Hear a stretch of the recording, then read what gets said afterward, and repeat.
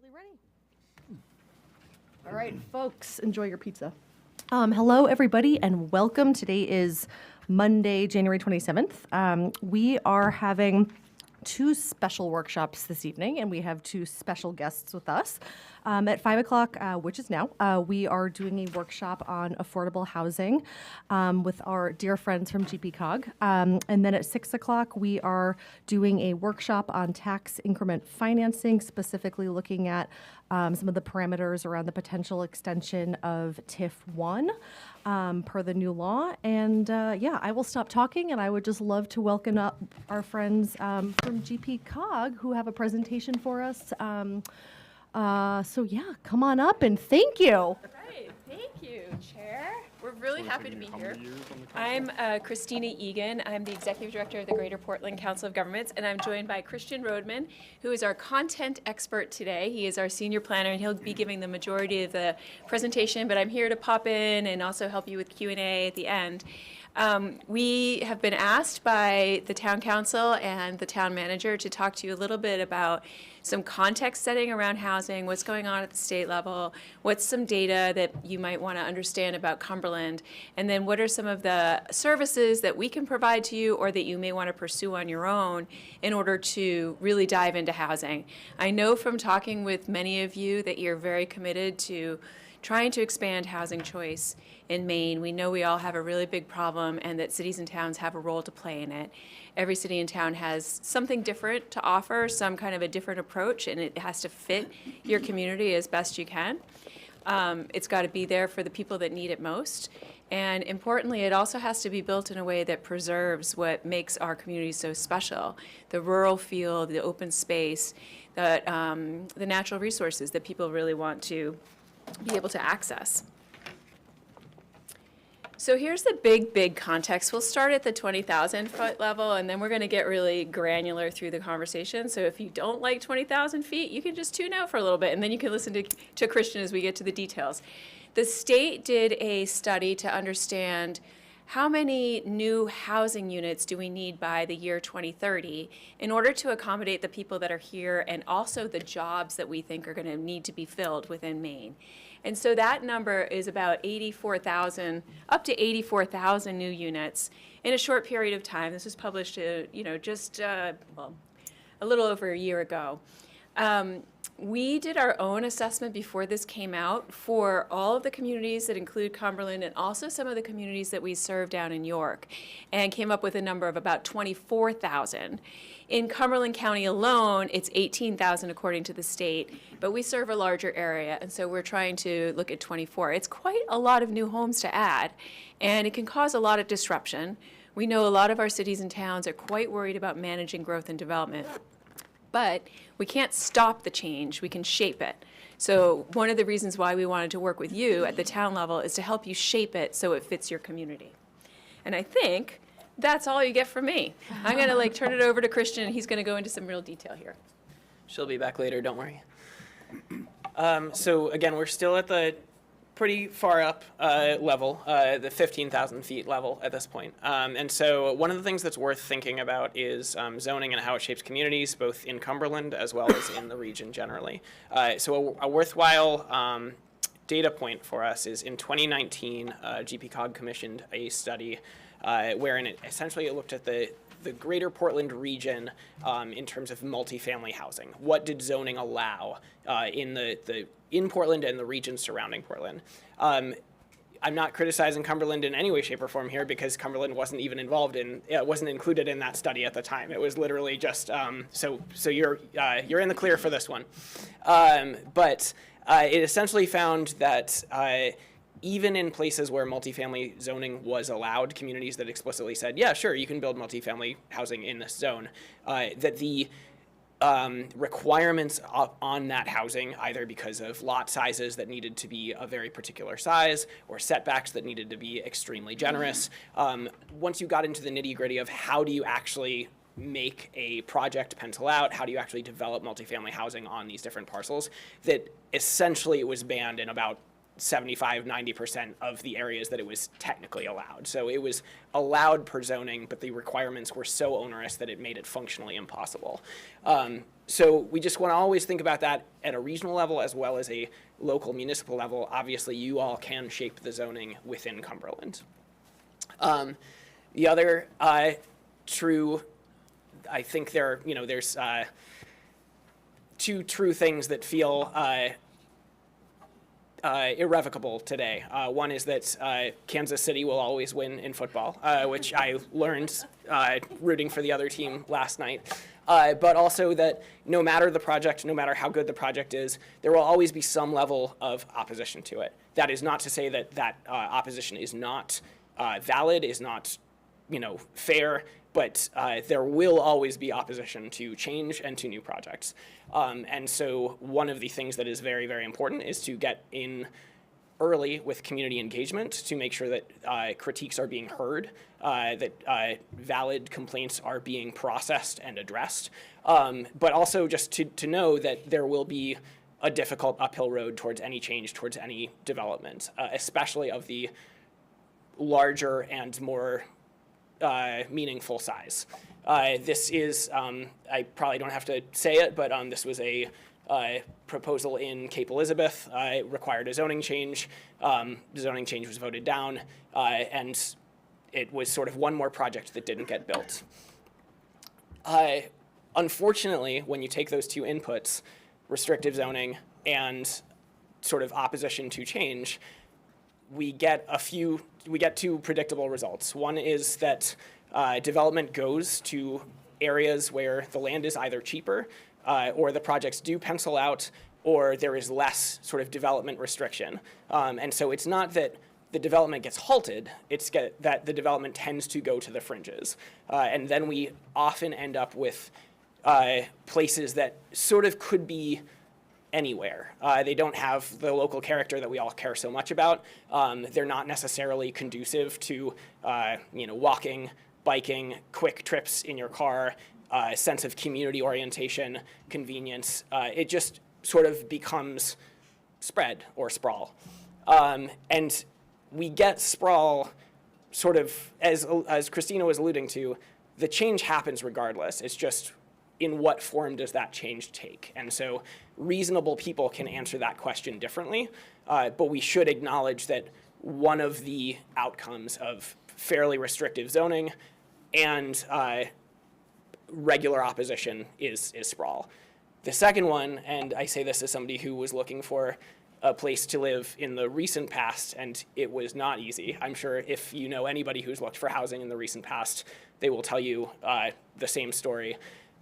Is that just affordability becomes a real casualty of that when we have incredibly limited supply and incredibly high demand, because frankly, the greater Portland region is an amazing place to live, then there are not enough apartments and not enough homes for folks to go around without sort of exorbitant prices and difficult challenges of finding your next place to live, coming into town, downsizing a home if you're looking to stay in the neighborhood and you're a senior, maybe moving out from your parents' place if you're a young adult. It's just the challenges continue to, the challenges are present for essentially anybody who's looking for a place, and nobody's coming out on top. So this is the granular data that Christina was alluding to before. And this, unfortunately, is not rare in our greater Portland region. Currently, based on the best available data that we have, there's essentially a 0% vacancy rate for rental and for home ownership in Cumberland. Again, sadly, that is not actually that remarkable. One of the things that is remarkable for Cumberland, oh, sorry, go ahead.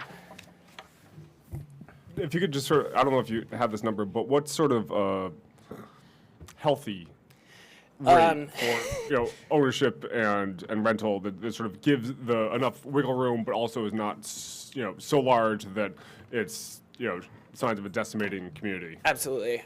So I don't hold me to this for the remainder of my life, but I think that the number is somewhere in the 4% region, where there's wiggle room, but it's not like a big empty hole. And so I want to say that that's sort of the healthy target area. I might do some sleuthing with our data guru and revise my answer later in the workshop, but that's where the best of my knowledge thinks that it tends to land. So,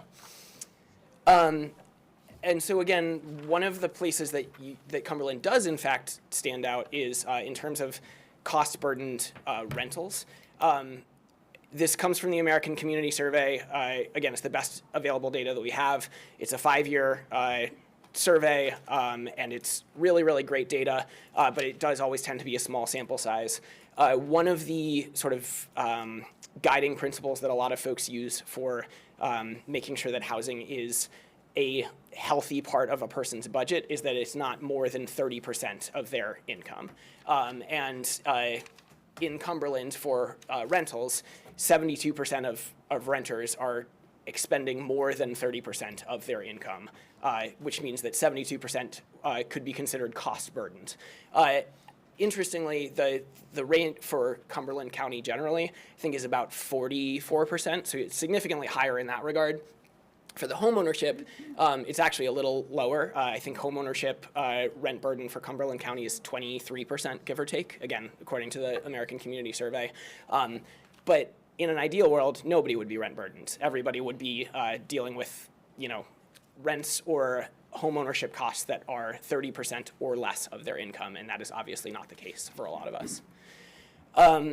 When we talk about building stock, or when we talk about housing, we also need to talk about sort of typologies and what's available, who needs what at different stages of their lives. And so I think often, especially in communities like Cumberland, we sort of immediately think of a single family home, but there are duplexes, there are quadplexes, there are apartment buildings, but generally about 83% of the building stock in Cumberland is single family homes, and at some point that can become restrictive when you are looking for other options. If you're seeking to age in place, if you are seeking to come into the community at like any number of points in your life, sometimes a condominium or an apartment building or a duplex might be more conducive to that. So it's not particularly out of the ordinary for our region, but it is notable that 83% are roughly single-family homes. Hey, Christian? Yes. Would that track, the 83%, would that track like whether or not a family had put an ADU on their property, or if a family maybe converted part of their barn or their above garage to accommodate maybe a family member who was aging in place? So I would say that number, no, Okay. would not account for that. I think, though, that we are in a place where ADUs are still a small enough part of the overall picture. They're certainly growing in popularity, and folks know more and more about them, that I wouldn't expect, even if you included every ADU in Cumberland, to significantly knock that number down. Right. I'm sure Mr. Longley would have that information for us as well if we wanted to grab it specifically to. Okay, thank you. Sorry. Sure thing.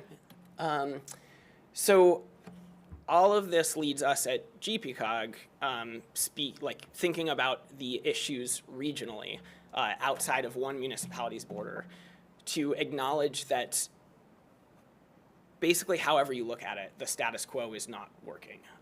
There is not enough housing. The housing that does exist tends to be a burden for a lot of folks that are trying to make a home in Greater Portland. And the housing that does get developed tends to go out on the fringes, tends to go to, sort of converted farmland, subdivisions that are breaking up, beautiful forested natural parcels. The housing isn't going where folks would generally choose to put it, and it is out of touch in terms of, or it's out of reach for a lot of folks. And so we want to acknowledge that a reasonable goal for Greater Portland is to build more housing in places where it makes sense, so that we can protect all of the parts of our communities and Greater Portland that we fundamentally love. So this gets back to the number that Christina was alluding to before. The Greater Portland Council of Governments, for our region, which is slightly bigger than Cumberland County, are essentially hoping that by 2030, that our member communities can create about 24,000 new homes. That is a big number in a short amount of time, but it speaks to the magnitude of the issue that we are facing. Christian, can I say one thing? Please. About that? It seems like a really big number, but we've been tracking how much we're producing, and we're only off by about, 400 or 600 units per year. So even though it seems big, we're actually fairly on track. Absolutely. We have a deficit, but we're fairly on track. And also, like, I think these are transit routes, right? Yep. So we're looking at public transportation routes as the lines, and then those little circles are things that we've worked with communities for over the last decade or so to identify kind of the village centers, the town centers, the places that have infrastructure already, so that when you layer in housing and stuff, you're doing it in a more cost-effective way than having to build new roads or new sewer, bus routes, whatever it is, school bus routes. And I should acknowledge not necessarily transportation lines, but also, major corridors such as, Route 1, 295, et cetera, et cetera. So, but often there are transit routes on those corridors as well. So when we talk about we want more housing, we're not saying put housing everywhere. Every inch of every part of Greater Portland should have a house every couple of feet. We need to be thinking about where housing makes sense, and we need to be proactively encouraging that. And as Christina alluded before, that's going to look different in every single community.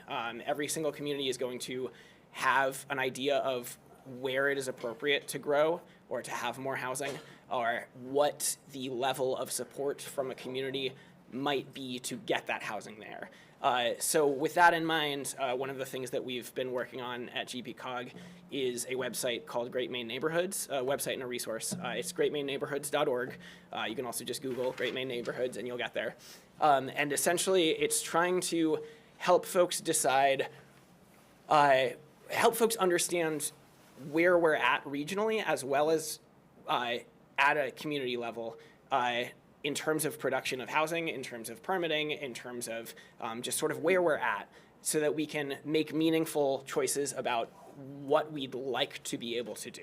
And there's a huge number of tools that you can use to get there, and they're generally coordinated and indexed on that site, so that folks can say, okay, if I want to welcome more housing into our community, what are the tools to help us get there? Because we want it to be something that is proactive and welcomed and planned and intentional, as opposed to, like we said before, sort of sprawling out because of necessity.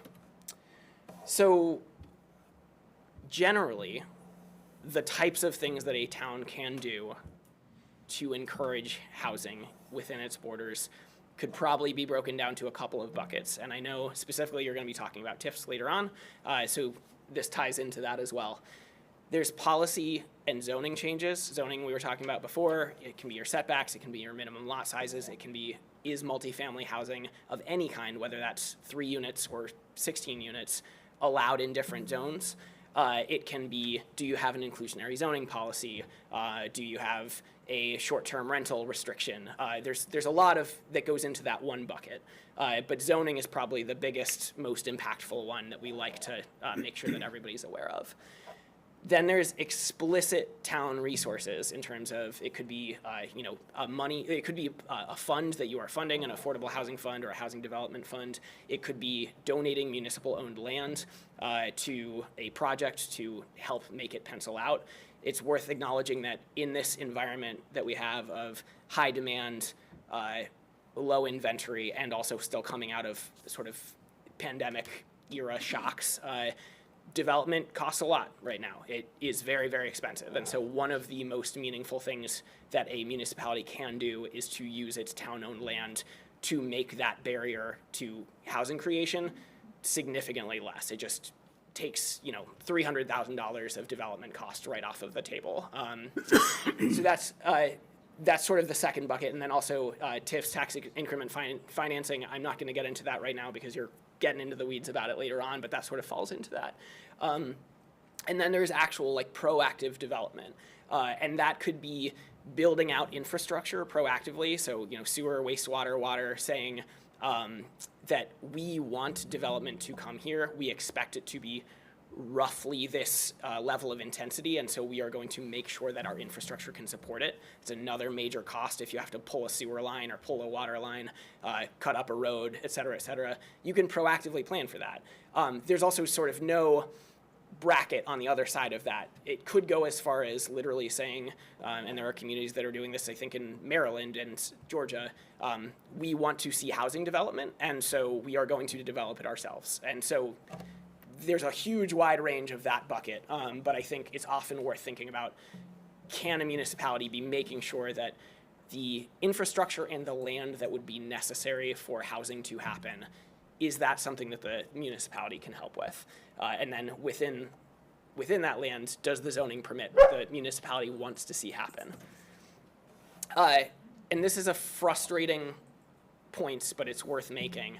Just doing one thing, just changing the zoning, just facilitating one project, adding 15 units of housing in one place. This is a systemic issue. This is something that we've been dealing with and that has been building for decades. And so one thing is not going to solve it all. We're going to need to be looking at multiple solutions and enacting, sort of pulling on multiple levers to make any sort of impact. And that speaks both fully locally within a municipality and then regionally as well. Cumberland can't solve it alone.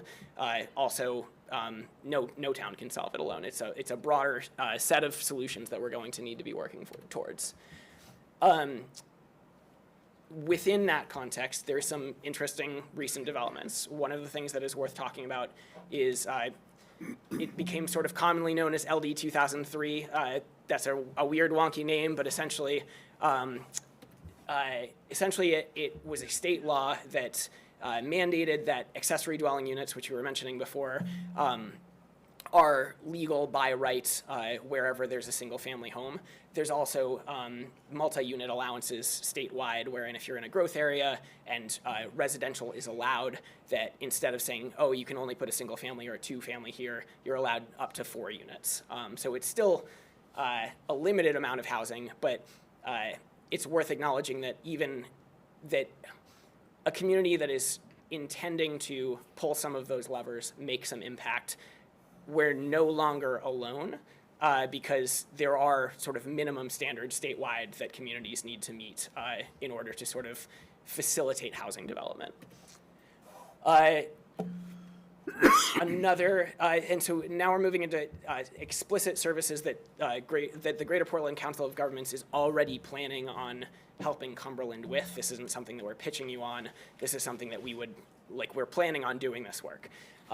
We already have set aside some money in our budget for the next several months to go through your zoning, pore over it, spend time thinking about it, considering it, and identifying potential barriers to housing, seeing if there are any, you all have a very capable city staff, so we don't expect to find any glaring issues that they're not already aware of, but sometimes it's helpful to have an outside party say, hey, have you thought about tweaking this, changing this, making this standard a little bit less restrictive, or even up to allowing greater density in areas where it's currently not discussed, or restricting density in areas, maybe making in particularly rural areas, maybe making the lot size actually bigger that you need so that you can't have sort of just a standard subdivision showing up and carving up farmland. There's a lot of ways that can sort of play. And then this is work that we intend to do. Sorry, one quick question, just jumping back on the zoning review. The February to June, is that when that review will happen? Do we anticipate getting deliverables before, real time, after? How does that work? So we are planning on diving into your zoning code essentially starting in February. Yeah. And hopefully having some sort of short memo or presentation by June, when we'd like to be moving on to the next phase of work that we'd like to be doing. So over the next 3 or 4 months, we plan on spending a lot of time with Cumberland zoning. Okay. That's great timing. Oh, sorry, Denise, go. Oh, you're fine. No. I only just now raised my finger. Follow-up question on this. When you're looking at, are you just looking at ordinances or also like the zoning, example here? And if that's the case, are you going to take into account where water and sewer already exists and kind of where it makes sense to increase density for that? So the good news is that since the process hasn't happened yet, we're taking, local feedback, and we want to make sure that we're doing it the way that you want it to be done. So we can still tailor that. But yes, generally we do try and take into account if there is existing infrastructure, that is a worthwhile thing to consider as a resource and to build around that, as opposed to creating something somewhere else where it doesn't necessarily, it would probably be cost prohibitive to create. So take advantage of the wins where you have them, essentially. Thank you. Go for it. So you're looking outside the box. I choose to believe that we are, yes. I'm sure reasonable people could disagree, but I think we try to believe that we are. Well, I'm going to say that you are. And by looking outside the box, we have a parallel comprehensive plan committee doing the same thing in a different form, different manner. However, if you are going to look at zoning, you should be looking at everything, because you should say, okay, there is no water and sewer here. How do I bring water and sewer here? This is a 4-acre zone. Do I change this to a 10,000 square foot, 20,000 square foot? So you don't have any constraints on you to change our zoning other than making recommendations to us and saying, we think this might work. Noted and appreciated. Comprehensive Plan Committee has all kinds of constraints because we live here and we might, I don't really want to look like that. I want to look, I like the way we look now. So I appreciate that, but I want you to think that, just because there's not utilities someplace doesn't mean that they can't get there. And in the long-term view, we are going to bring water across the entire length of Blackstrap. It may not happen today or tomorrow or next year, but it is going to happen. We're going to bring water. And so, at the same time, if you're not thinking about the community that lies on everybody around you and their resources and it all works together. Absolutely. And I think sorry, go ahead. I was sort of to piggyback on what Bob said. With this, are you also looking at the surrounding towns' plans for infrastructure and locations and all? Because if Falmouth is bringing water up to the border, but Cumberland currently doesn't have anything across the border, if Falmouth's bringing it up, then that's a much smaller task to get water across than if it's nowhere in sight. And sort of looking at what those plans in the future are, as opposed to just what's in the ground currently today. Yes, asterisk. Everything is on the table, and I think we feel comfortable making a broad range of suggestions, but I think we also very much like to make sure that we are working at the mandate of the local town, and so we want to focus on the options that Cumberland has full control over, in terms of Cumberland can change its zoning ordinances, and we can't, make Yarmouth do something else. We can do something at the behest of them. So our focus is on the language generally of your zoning ordinances and saying, hey, is there a barrier here that maybe was or was not intentional? Can we have a discussion about this? But all of that is informed by the broader context of infrastructure, of surrounding communities. So all of that plays into it, but the core of the service is really just getting into the language and looking at the zoning map and saying, are these intentional choices that you want to uphold, or are these things that could be tweaked a little bit?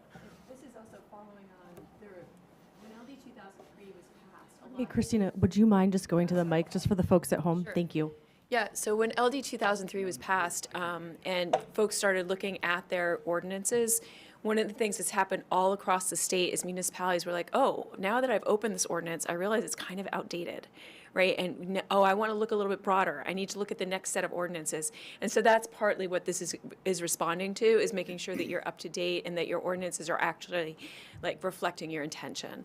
So things like, okay, where's the, like what Bob was saying, where's the sewer going to go, or how are we going to pull the water from Falmouth? Those are some really big questions that I'm not sure we're going to be able to answer in this. Am I correct about that? Yes. We can take it into account, but that's going to need to happen through a bigger planning process than us just reviewing your ordinances. Yes? Yes. Okay. Thanks. Ron, go for it. Sorry I got here late, but just a question. Are you going to concentrate on single-family homes, or are you looking at multiplexes? I mean, and obviously zoning will change that, but what do you foresee? I mean, Sure. So I think there's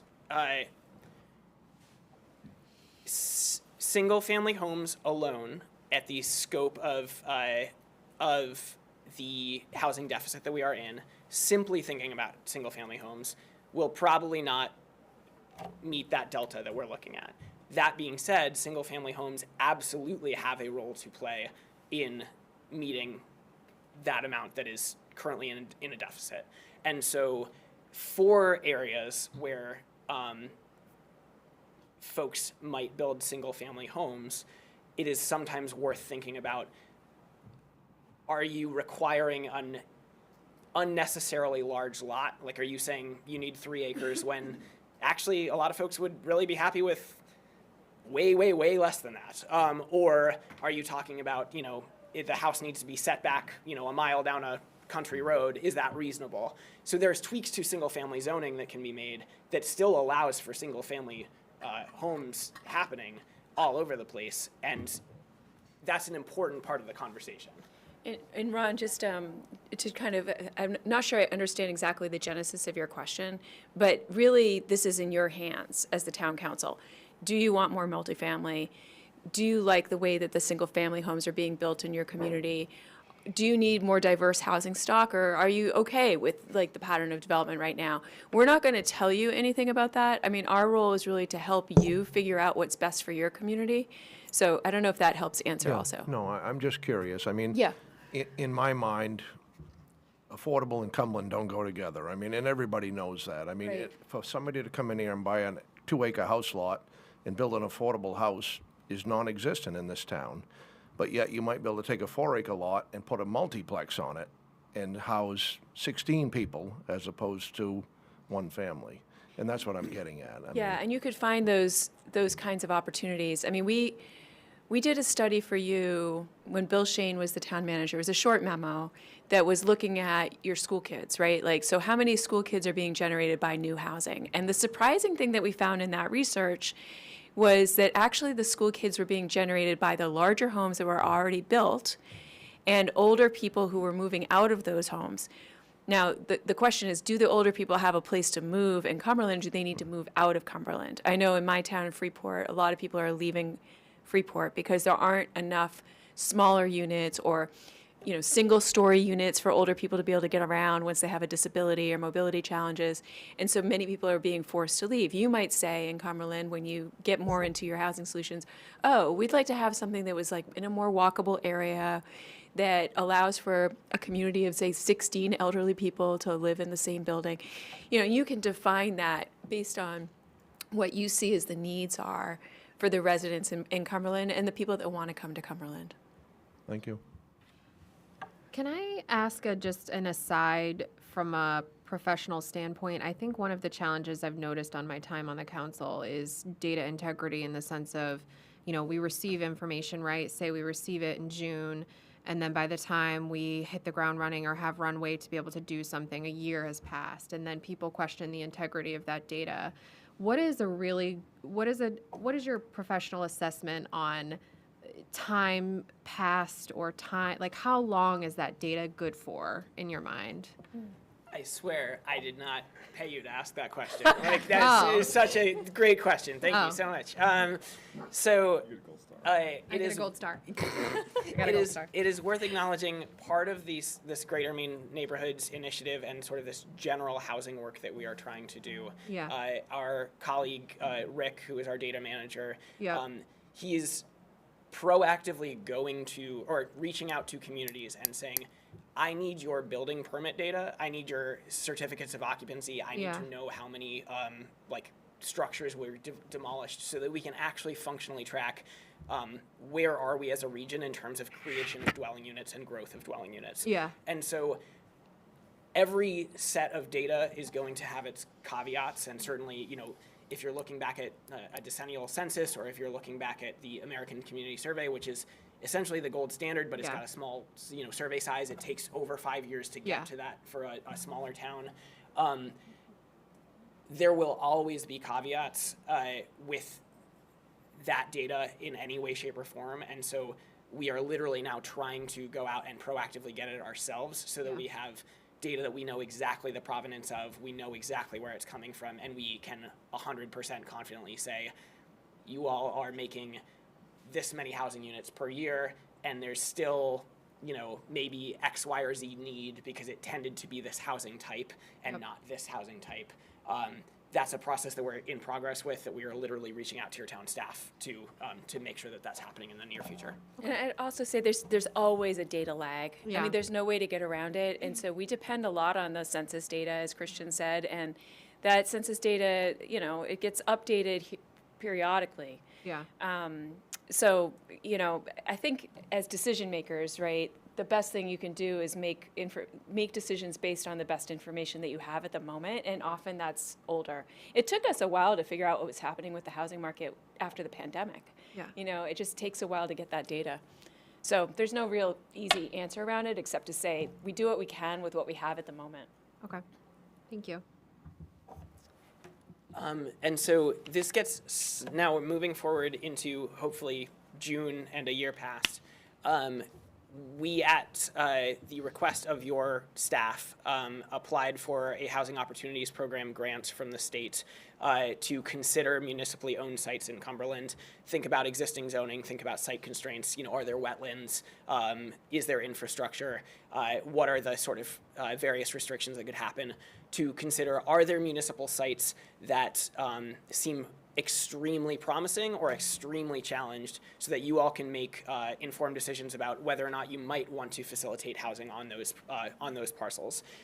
This is just a couple pages from a report that we did for a short report that we did for Bridgeton. There were essentially 3 sites that were either municipally owned or they had a ability to control in some way, shape, or form. One of them pretty quickly rose to the top as an opportunity. There was sort of a middle option that was, hey, there might be a viable path here, and then there was a third option that essentially said, as much as we'd love to find a way to make housing work here, it probably doesn't make sense because of a variety of factors. So that is work that we are planning on doing for the town of Cumberland starting in about June, assuming, fingers crossed, knock on wood, that we get that state funding that we are, I think, anticipating getting, but we can never promise, obviously. And so all of that is just to build up that, like, hey, the state has made this move to make housing available in more places, so it's not just Cumberland alone. GPCOG will be working with your staff to look at your zoning and to bring up some of these conversations about, is this intentional, might this want to change, and hopefully in the near future we'll be looking at some of your town-owned sites to say, hey, this might be a really great option. There are lots of other processes, services, opportunities that we could try and follow.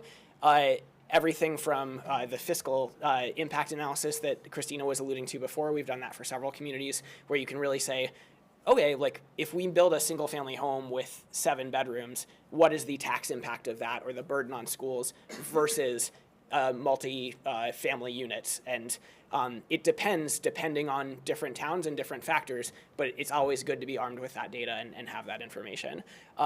Rick, who I alluded to before, Rick Harbison, he does housing needs assessments. He's working for one on one for Wyndham right now. We also help track short-term rentals.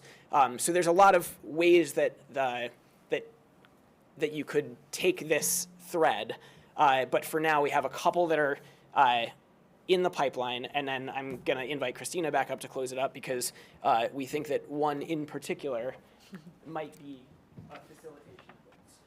Yes, this could be, it depends on where you want to go with this, but what we found in a lot of different communities is that the town council may not have been able to have a comprehensive conversation with itself about what it wants to accomplish on housing. It may need other stakeholders to be involved too, like the planning board, the comprehensive review committee, or maybe there's some others. So this is an example from what we did in Yarmouth last spring, where they had a comprehensive plan that was under development. They had like kind of a mandate from the council. We want to do something on housing, but we're not exactly sure what. And they also had a planning board that had been in kind of a position of like kind of trying to slow things down a little bit because they were getting a lot of feedback that growth is really scary, right? So the 3 groups were not necessarily on the same page. And so we did a series of 2 summits. We called them little housing summits, where we brought those different committee members all together. We had about 20, 25 people in these rooms. And just kind of said, okay, what's the problem? Do we agree on this is the problem? Do we agree that these are the people that most need the housing? Do we agree that these are the kind of places we want to have it? And then let's get to like 1 to 4 top action steps and assign them to a committee or a group of people to kind of move them through the next step. And I bring this up just because I think that often it's really hard as a council to have a conversation about a big issue. You've got so many things on your agenda, you have so much business that has to be done, that to tackle something like housing that's very scary, right? It's very scary for a community, and it's also pretty complicated, that you need to carve out kind of a process to do that. So I just wanted to put this up here as an option. We find that there are many issues that select boards and councils just don't have the time to really grapple with, and so we try to make ourselves available for those conversations, to try to figure out how to move them along, because figuring out how to move them along is half the battle, right? I think that's the end of our presentation. Is that right? Or is there one more slide? Essentially that, yes. Okay. And, thank you. Okay, thank you. So I'll leave you to close that out. Yeah. I have a question, and I'll try to describe this as eloquently as I can, because I have a lot of things in my head. So when you are creating these recommendations for towns, is there going to be any like aggregated data on like trends for your recommendations, like on the county level, or like this cluster of towns, this thing would work better for you? I'm thinking of like we're nowhere near like Scarborough's rate of growth, for example, but they have a rate of growth ordinance where for every McMansion you build, you're going to, also have these smaller houses. And we have plenty of McMansions. And for me, even though we're on a much smaller scale, and it's not like I'm not comparing us to Scarborough, but when you mentioned build where it makes sense, target low to middle income near jobs, schools, and services, is it feasible or in your recommendations potentially to recommend you should have specific criteria for square footage or make houses that are smaller on purpose because they're like, entry-level homes, starter homes, that are going to pass on generationally and stuff like that? I think that we try and approach it from one particular side, which is that you can always proactively facilitate more, and you can say specifically, we would like to encourage X, Y, or Z, whatever that vision is, and that's up to you all, and we don't want to step on that. The way that we usually approach these challenges and sort of ordinance reviews is, are there barriers that don't need to be there? So you could still build a 100,000 square foot house, but mandating that a house be at least on X number of acres, or that it be it have a certain amount of frontage, or there's all sorts of ways that might unnecessarily force homes to be bigger, grander, when that might not necessarily be the intent of the council still. So it's not to say that we'll say, hey, limit homes to 20,000 square feet or less, but that we try and identify areas where it might be an arbitrary distinction that you're not allowing duplexes and triplexes here. It might be an arbitrary distinction that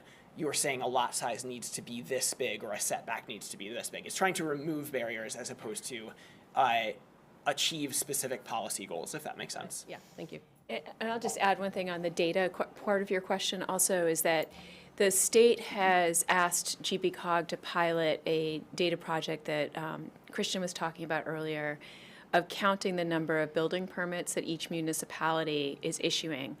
And municipalities, believe it or not, they collect it in different ways, they file it in different ways. Some people have like a hard copy file cabinet.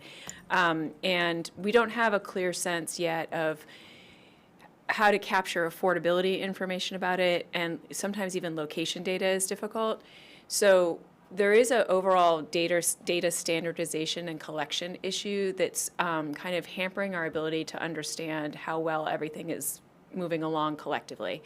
That said, we're doing this pilot right now, and I think it's for all of the GPCOG communities, right? So we should have that information within a couple months of what we were able to collect from all of you. So we've been working with your staff, for example, to collect your building permit data. Then in a place like North Yarmouth, we completed a housing assessment for them recently. And we were able to take the map of North Yarmouth and then put dots for each unit that was developed in the village zoning area versus the open space, and then track it over time. And we could tell that when they adopted the village zoning, way more units were constructed, and like close to half of them were actually in the village. So like that data is helpful to understand, because then you can kind of think about, okay, well, why are half still being built in the other area? Or why, and some of their village zoning is actually, I think it's 2 acre, actually. So they call it village zoning, but it's actually one house on 2 acres. So it's still pretty spread out. Like, are there ways to kind of think about that to make sure that more of the farmland is going to be preserved? So anyway, that's a long way of saying that, like, we're collecting the data, but there's not enough data, and the data isn't quite good enough for us to be able to tell the whole story. But we are comparing communities to one another, and you can see on the greatmaineneighborhoods.org, if you go there, you can see how Cumberland compares on the number of building permits based on the data we've been able to collect in the last few years. Great, thank you. Yeah. Go for it. We've had a couple of conversations, and I'm still pushing ahead with my little project, but that's not going to happen today. You talk about 24,000 units of housing in 5 years. That's the metric. It isn't going to happen. In our wildest dreams, it's just not going to happen. And I've thought about this a lot. What can Cumberland do? Well, we can have a moratorium. Cumberland can have a moratorium, except for affordable housing. We can put a metric and say, okay, if your project doesn't meet the standards of affordable housing, we're not going to allow you to build it. The way to get our hands around scale is not individual homes. It's not ADUs. It's not duplexes. It's not multiplexes. It's large-scale housing. That's the only way we're going to get our hands around crunching these numbers. And I'm just enough of a little bit of a cynic to say, show me the jobs that are coming to it, and then show me the metric of why we're not pushing those jobs out to areas in the state that are a little bit better able to absorb the densities, the housing stock that's already there, the infrastructure. And anyways, that's probably a discussion for another day. But Could I say one thing about that, Bob? Because, we usually agree on a lot of stuff, but I have one little pushback on it, which is that even though, if we think, I think it's like 2,600 units a year we have to build in order to get to the 24,000 target that we have for our area. We're already producing 2,000 or 2,200, something like that, per year. So we're like off by 400 or 600 units, like for the whole Cumberland County region, which isn't actually all that much. And big housing developments will certainly make a big leap towards that. But I also like to think that, and I think it's true, that nestling housing into existing neighborhoods, even at a smaller scale, starts to make a difference. And I don't think that accessory dwelling units are the hero that's going to save the day, but I do think that they have a role to play. Mm-hmm. And so this is not, as Lori LaChance always says, this is a silver buckshot problem, right? It's not a silver bullet. We need the large housing developments, as you're saying, but I think there's also value in figuring out how to create density where housing already exists on smaller lots and in smaller ways. And when we look at one of the big barriers, which you've already experienced in Cumberland, which is opposition, you don't see a lot of opposition to smaller amounts of housing that fit the community character, that incrementally help with the problem. So I would just ask you to think about all of the different solutions, including the big projects. I don't disagree. Okay, awesome. I'm just thinking that, in the next 5 years, what can Cumberland do?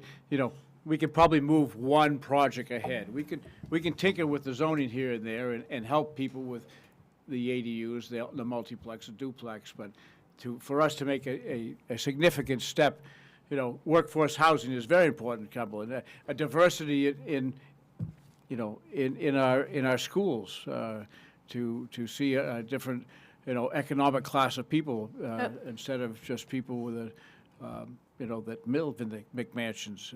So those are the areas I'm looking for. And then the other piece that I want to see is we need senior housing for end-of-life care.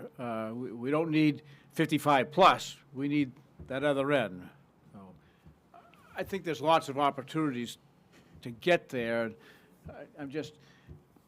I want to make sure we put our best foot forward. And so as Cumberland thinks about biting off what it can chew, right? We're gonna help you with the ordinance review right away, and you might be able to make some tweaks that'll make some policy changes that can allow for maybe a little bit more housing to sprout up in places, and then we're gonna help you with some site analysis, and the town can help define which properties you'd like to look at for the site analysis. And we've had some practice now in helping Bridgeton and Casco with this particular issue and helping them think through what they want to see on that site. What's the town role? Is it resources? Is it land? Is it infrastructure?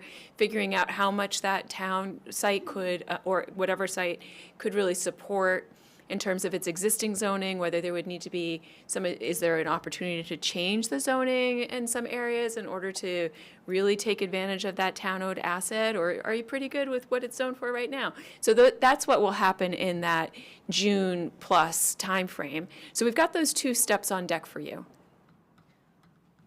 I was just curious, as you probably know, we just kicked off our comprehensive plan. We are lucky we have our chair of the comprehensive plan in the audience this evening, Mr. Moriarty. Thank you for being here.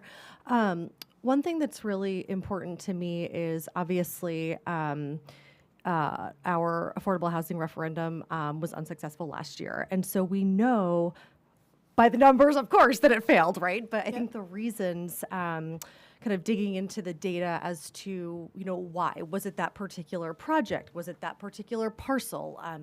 Understanding what affordable housing means to different people. Is it ADUs? Is it multiplex? Is it a large kind of, I want to make sure that we have alignment with the efforts of the comp plan as well as with the work that you're doing as well, because they'll be planning on doing a survey kind of as part of their efforts and as part of their research. But is there kind of potential for that alignment? Because I think that everyone agrees that this is a problem, but no one wants to go through, what we went through last year. And we're trying to learn from our mistakes, right? And really understand kind of what the community wants and how to bring them on board. So I'd just love to hear any recommendations or thoughts on how we can make sure that we're all talking to each other. We're also, working with the comp plan committee to make sure that all of our efforts are aligned and all of our goals are aligned.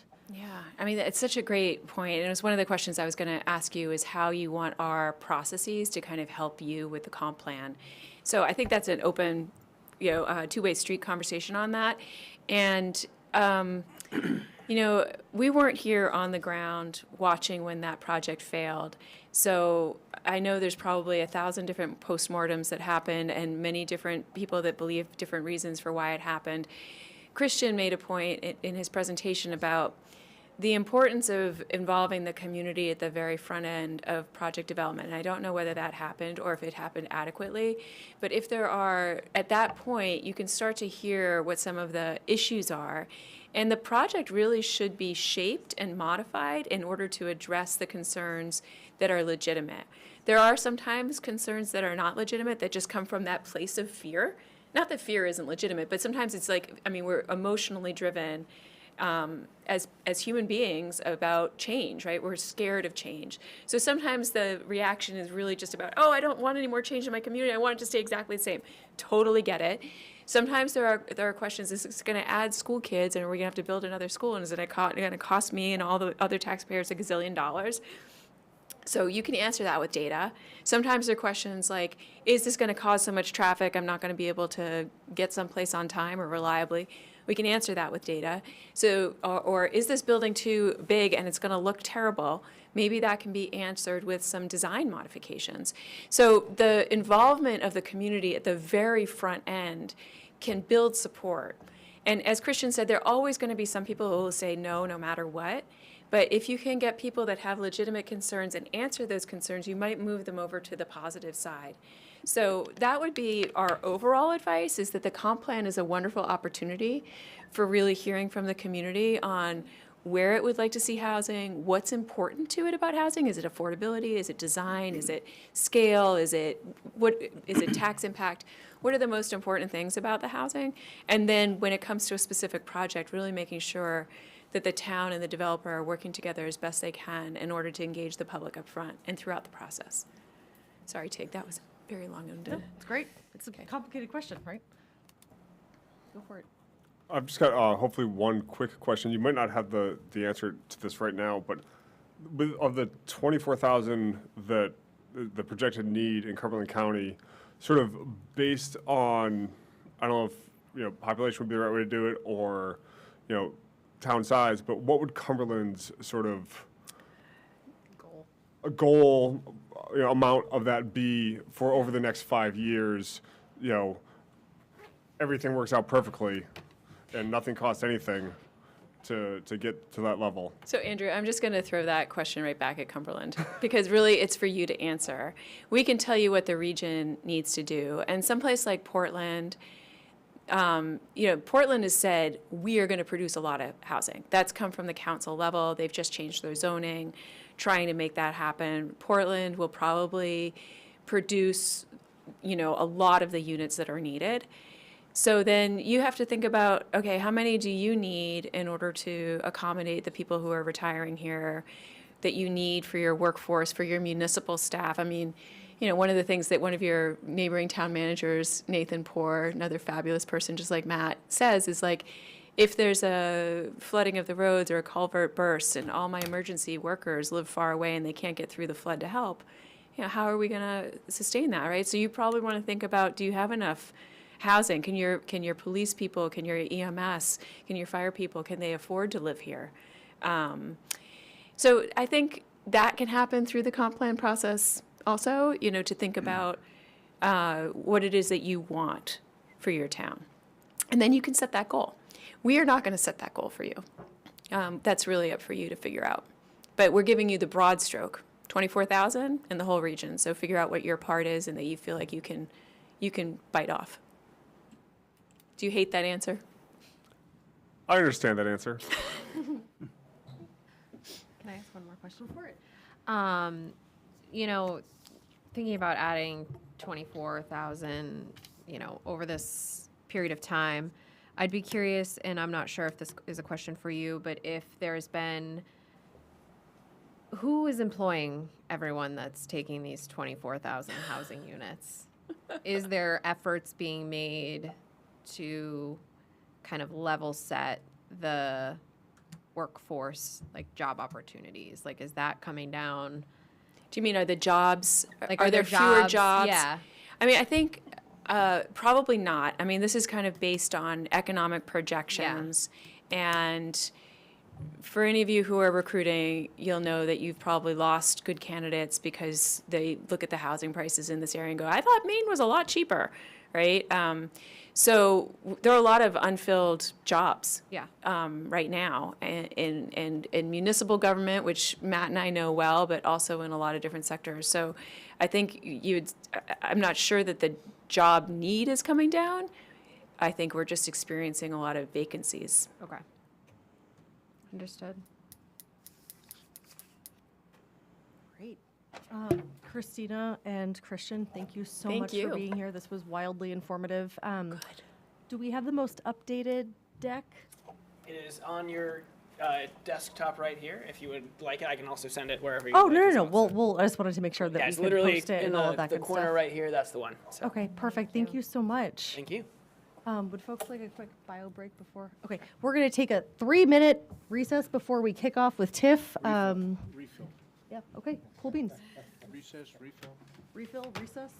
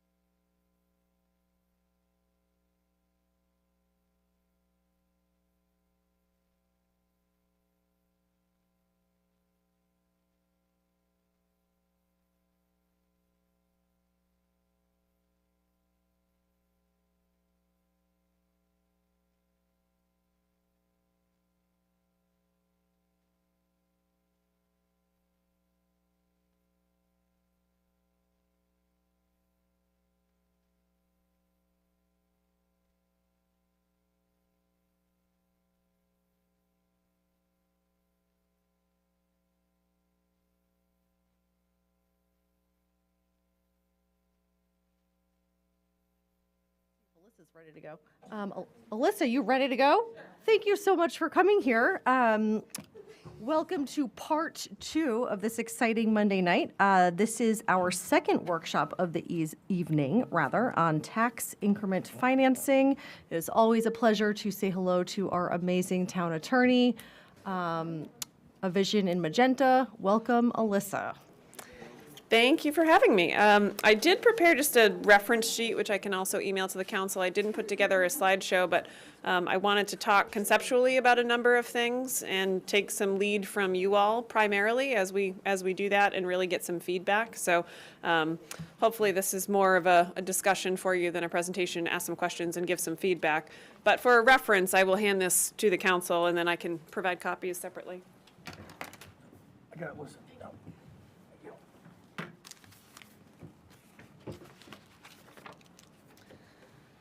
So you may all recall, the last time that I presented on this topic, we just talked sort of high level about TIF districts with somewhat of a focus on your expiring TIF District 1 and the new option under Maine law to extend TIF districts.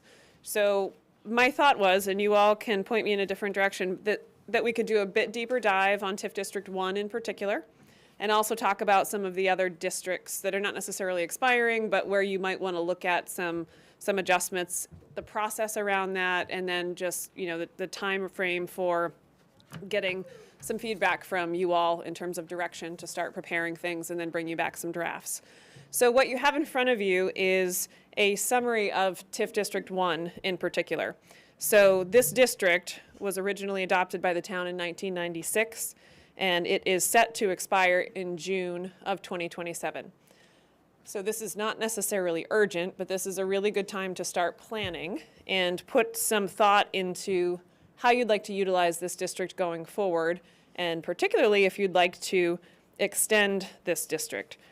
And so as you may recall, a recent change in state statute gives municipalities the authority within a 10-year period from last year, the effective date of the legislation, to extend districts for up to an additional 20 years, so long as you use at least 75% of the revenue, the captured revenue from that TIF district for affordable housing or transit-oriented development. One of the things we talked about when I was here last time was whether it could be a combination of those two. So I've since talked to the folks at DECD, who will ultimately approve these TIF districts and these extensions. And their current position is that it cannot be a combination of the two. It has to be one or the other.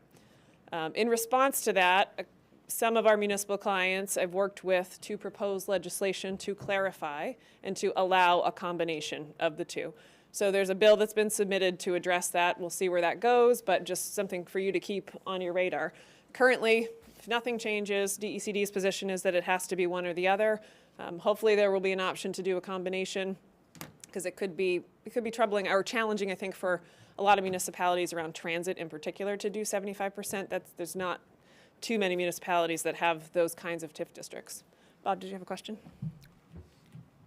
Yeah, I think it needs to be revised or clarified, because if you had a project with a set amount of funding and you use that was affordable housing, and then your next project is transportation, you're using this, you're doing the same thing at different times. And I think there needs to be some clarity around that, because you can argue that I'm doing this today, but tomorrow I'm going to do something different, but they're both allowable.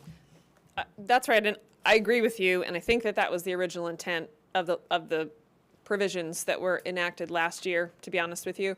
DECD's position is that because it says or and not and, they're going to take a very strict interpretation of the statute, which is fine. We have, we at least have that guidance now. We were able to put a bill in prior to the cloture date, so hopefully that will get addressed this legislative session, but we'll continue to track it and we'll certainly update you to see how that goes. And I absolutely understand your concern. I do think that a lot of municipalities are going to have that, be faced with the same challenge, that 75% for one or the other for the entire extension term is going to be tricky. Affordable housing and transportation are tied together. Absolutely, and that was the goal originally. I mean, that was the idea behind the legislation last year when it was presented, was that these are high priority policy items at the state level. And so if you're going to allow a municipality to extend a TIF district for any particular purpose, these are the types of projects that you want to see TIF revenue targeted towards. And that was the discussion at the state legislature in terms of extending. So I think that was, again, really the intent of it originally, but hopefully we can work through that this year to make sure that that gets clarified so that when applications go in, the ECD feels comfortable in approving them for that reason.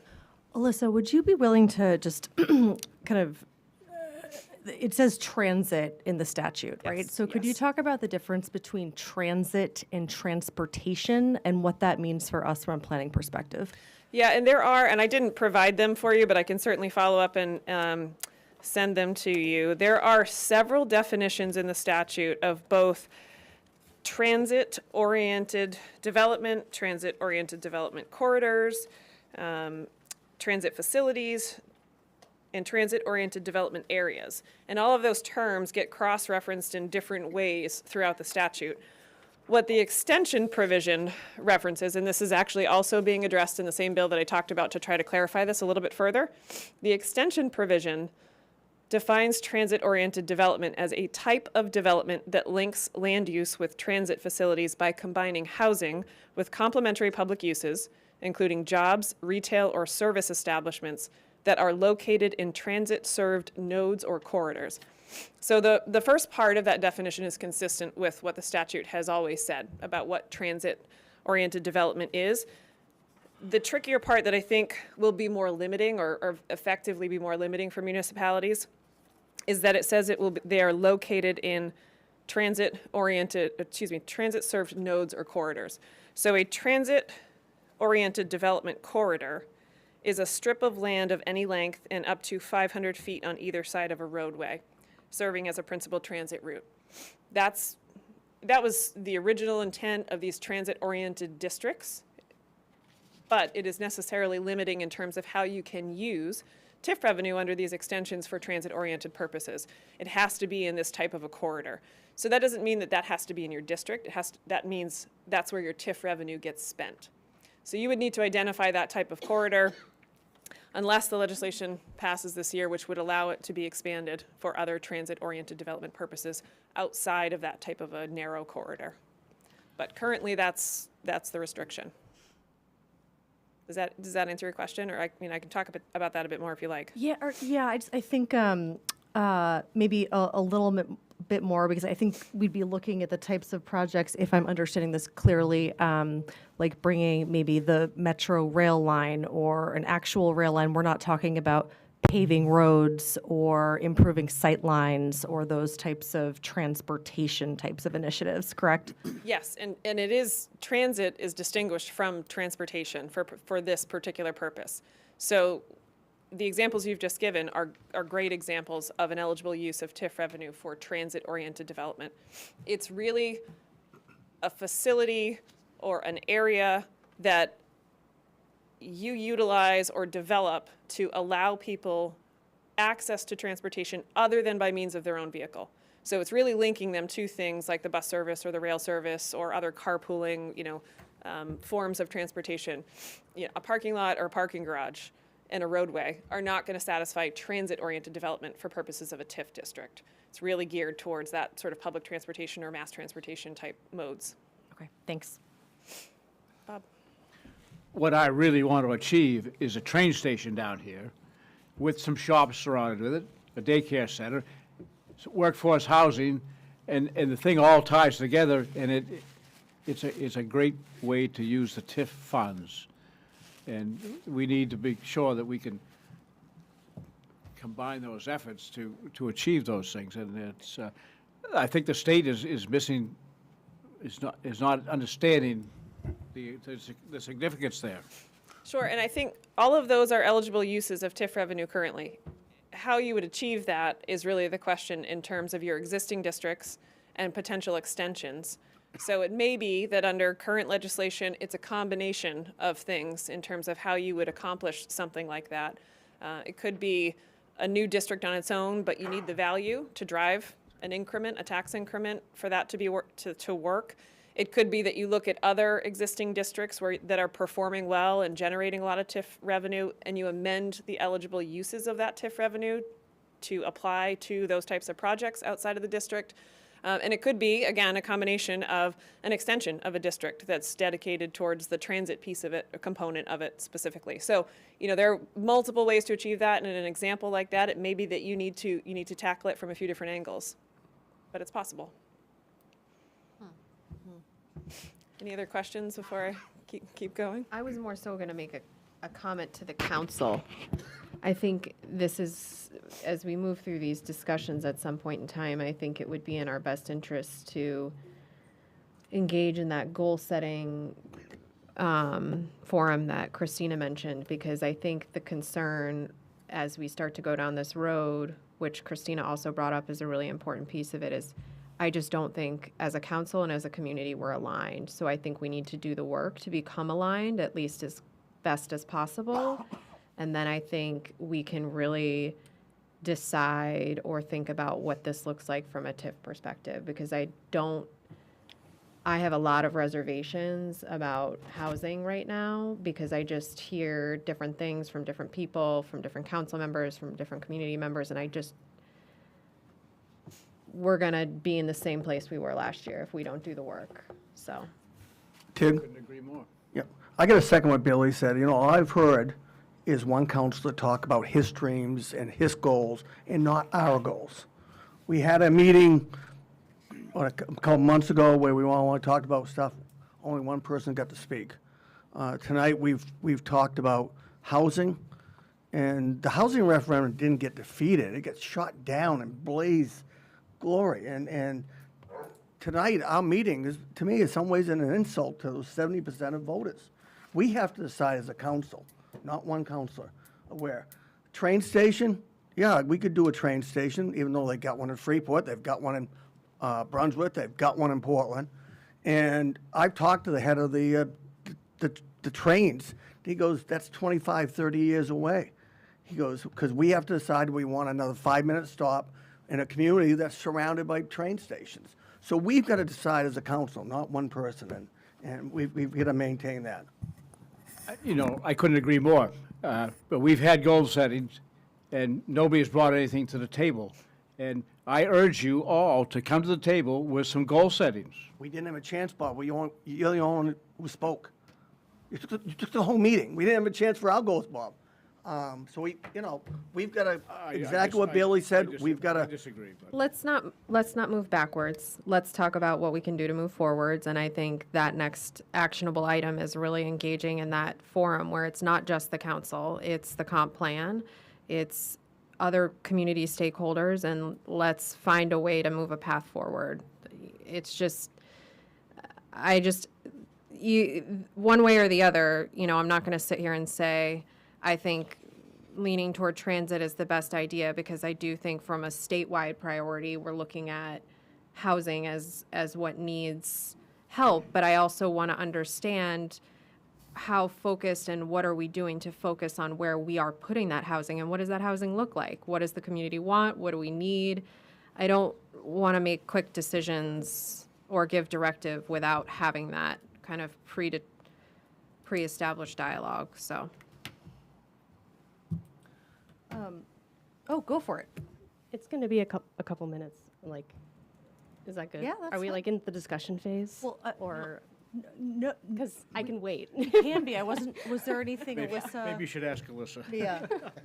Well, you're totally at your discretion here as to how you want to carry on the conversation. My goal was to provide you with information. We've had a couple of conversations around this.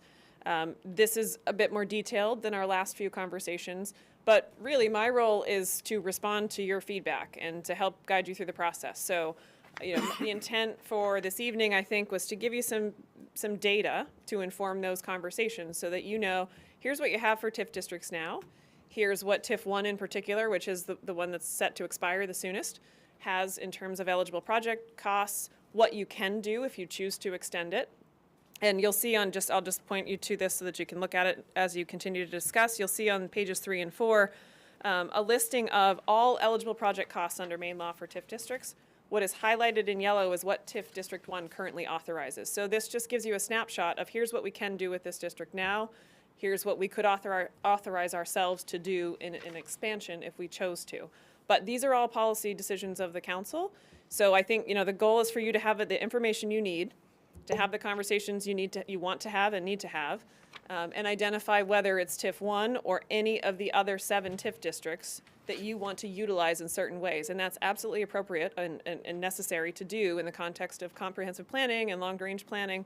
And so I can answer questions as to time frame and what that looks like, what's more urgent or what's not, and to process, and I'm happy to just kind of defer to you if you want to talk through some of the policy discussions at this point and answer questions.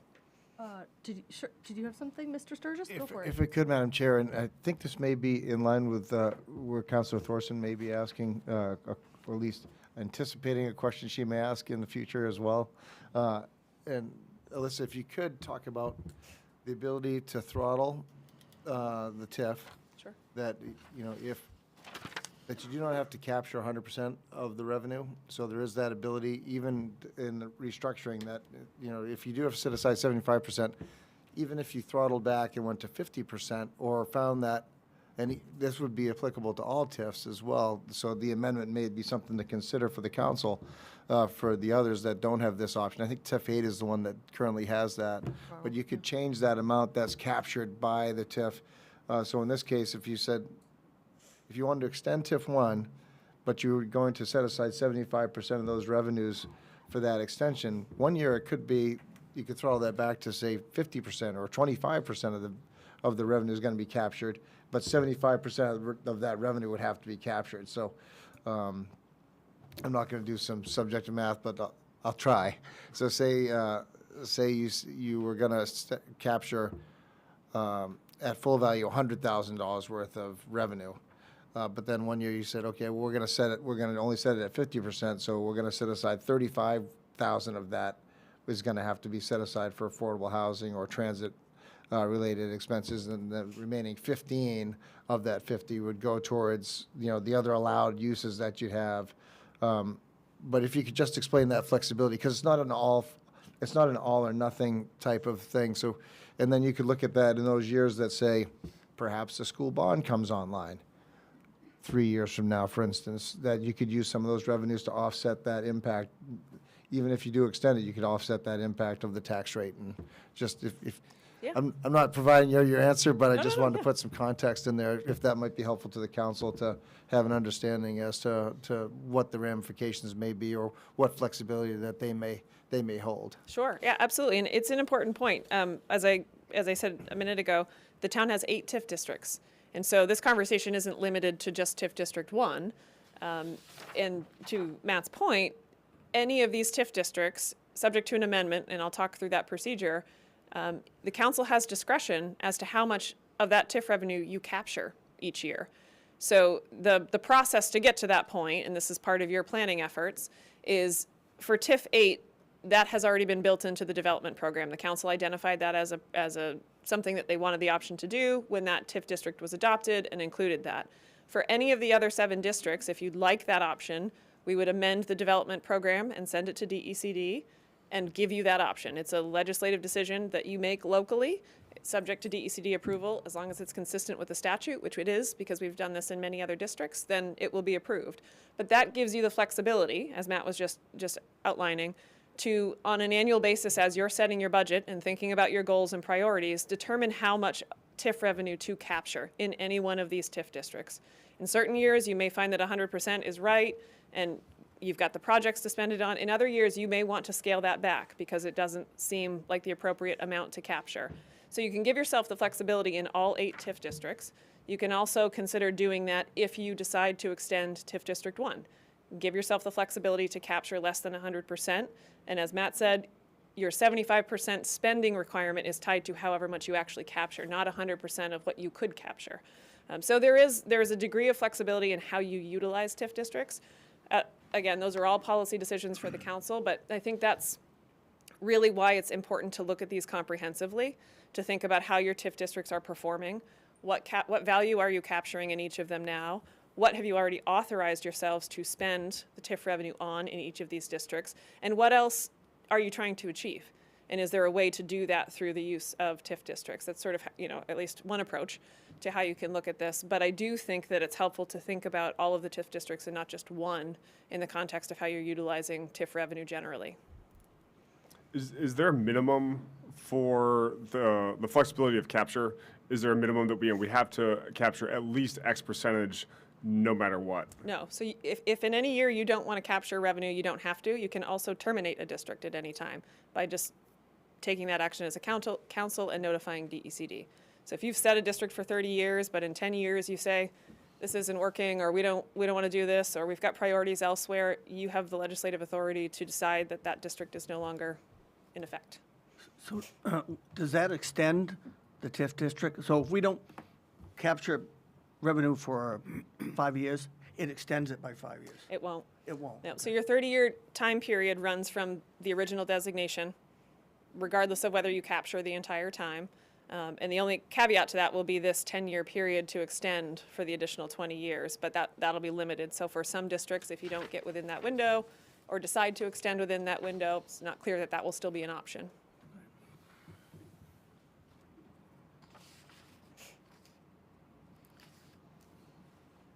Go for it. Just a question, Alyssa. Right now, TIF District 1 is generating roughly how much money? I think I know the Oh, answer, boy. but I I'm not. have the OAV figures. I don't think I have current revenue, so Matt may know that. About 850,000 in that range, and that's deducting out the credit enhancement agreements from. Okay. Yeah, All from right. there. And basically, we have 18 months to figure out where to go with this. And I mean, so What happens? Okay, so we have this upcoming policy potential change to the statute where it might allow us to not just do it on transit or not just do it on affordable housing. So say, and I don't know how long these things kind of take to hash it out, but say the TIF district expires and then our comprehensive plan comes back, and because we have all of these moving parts that are happening right now. So is there any kind of like can you get grandfathered in? Can you do this? You can't, no. So it's. Yeah, so for the extension option, you have to have taken your vote and submitted an application to DECD before your district expires to take advantage of the extension. The benefit of the extension is that the original base value of your TIF district stays in place from 30 years ago. If the district expires, you can always create a new TIF district on the same property, but the base value is now set as of today's value. Okay. Go for it. I think this question's for Matt. Can you confirm the numbers on if it was discontinued and that revenue was now unsheltered, what the impact, like the net impact would be as far as whether it's like revenue sharing, whatever, like what would we lose realistically by unsheltering that and then now having access to $850K to spend as we want? Without going too deep on it, Yeah. it's roughly about 2.7% is what you'd see probably of a reduction of your general purpose aid education, and it would probably impact your tax rate by about 2.5%. So about a normal year's worth of operational growth, more or less. So you have 0.2. about 2.5% to 3% in that range. I'd say 2.5%. It's kind of like you'd have a 1-year sugar high, for lack of a better way to describe it, on your budget impact, because you'd have that revenue that would come on year one, and then of course now you've reset the floor. So, Right. but roughly about 2.7%. So going forward, you'd find that revenue or that value wasn't sheltered, or let's say held away from the state formula for calculating general purpose aid education. So, but to place it into context, I think the value of the district was about $300,000 when it was originally done, and it's about $42 million now. So that's probably one of the most successful TIF districts that you could find in the state, just over that time period. That's an excellent success story. But the impact of $42 million coming on to the town at, let's say, $1.7 billion now in municipal value versus 20, 30 years ago, when the town was probably at $400 million. It's a heck of a lot. So it would have been 10% if you think about it over time, all things being equal, of that impact, versus now it's 2.5% under 3% impact. So it's done its job as far as protect the taxpayers, and it's also done its job as far as providing a benefit to the community, excuse me, to the community to accomplish a lot of its fiscal goals. And, projects, water line extension, paving that needed to be done, things that oftentimes might not have the ability to get funding due to the hierarchy of needs when it comes to the budget process, or might have taken longer times to accomplish. This has allowed the town to really accomplish a lot of the things that's made the town where it's at today. So, Matt, just to clarify, when you say 2.7-ish%, is that then that we would have roughly 2.7% more tax revenue coming in net of what we're going to have to pay to the state or pay for the county, and then, decrease in school aid from the state and all that? Is that correct? Yeah, if I understand your questions correct, yeah, the impact would be broad. It would impact, the county tax would be increased because that's based on state valuation, which takes a blind eye to capture value, or let's say the hidden value that's buried in TIFs. So your county assessment would increase probably about in the same range, about 2.7%. Your general purpose aid to education for the district would probably be lowered by about that amount as well. In other areas where the state or other funding authorities may either allocate their taxes to the town based on its state valuation. So that comes into play there when you're looking at those calculations. And then locally, you would find that, let's say that the total value of that coming onto the tax roll all at once, you would find a benefit to the tax rate for that 1 year, where it would offset that, be like picking up $42 million in growth that 1 year. But long term, like that second, third, fourth, et cetera, year, we're only looking at that roughly 2.5% increase in net tax revenue. Yeah, you'd see that. It's really a 1 year. It's really a one-time occurrence. On the liability side, where where you see reductions on GPA, aid to education, or an increase on the county tax, and then all of a sudden once that water finds its level is really where you're going to find that first year impact. But again, it's lessened greatly than where it would have been, say, 30 years ago. But again, there's other decisions that you have to looking at what the town has for its spending plan when it comes to using that revenue. That also now comes into play. Okay, well, we knew we had earmarked funds that would help offset these expenses going forward. And if you extended it, that would still focus that on the remaining 25% of what you had for captured revenue. It wouldn't be the full 100%. So you'd still have that. It'd be a reduced area, but at least you'd have that partial funding.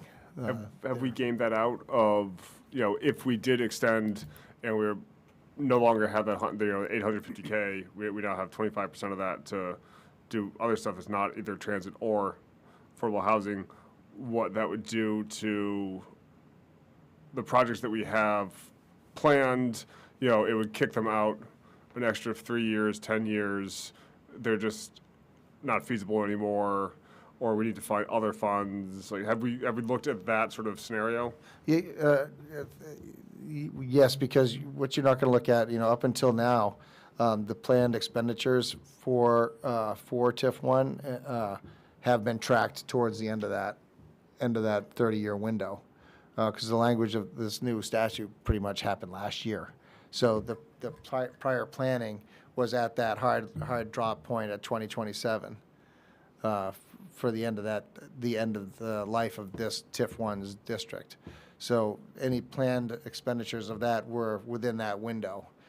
So going forward, if you did it, that might allow you with further opportunities, in the subsequent 20 years, if you did extend it, that right now currently aren't tracked to TIF 1. So have we gone through that and looked at, the CIP, the comprehensive, the capital improvement plan, and sort of like, oh, well, if we did have that extra 25%, going forward, we could move these things forward X number of years or like that, or if we just sort of not gone through that because we haven't given you the direction to say, we're leaning one way or the other, to spend your time and resources to look at this scenario? Yeah, it would be the latter, Councilor Magoon.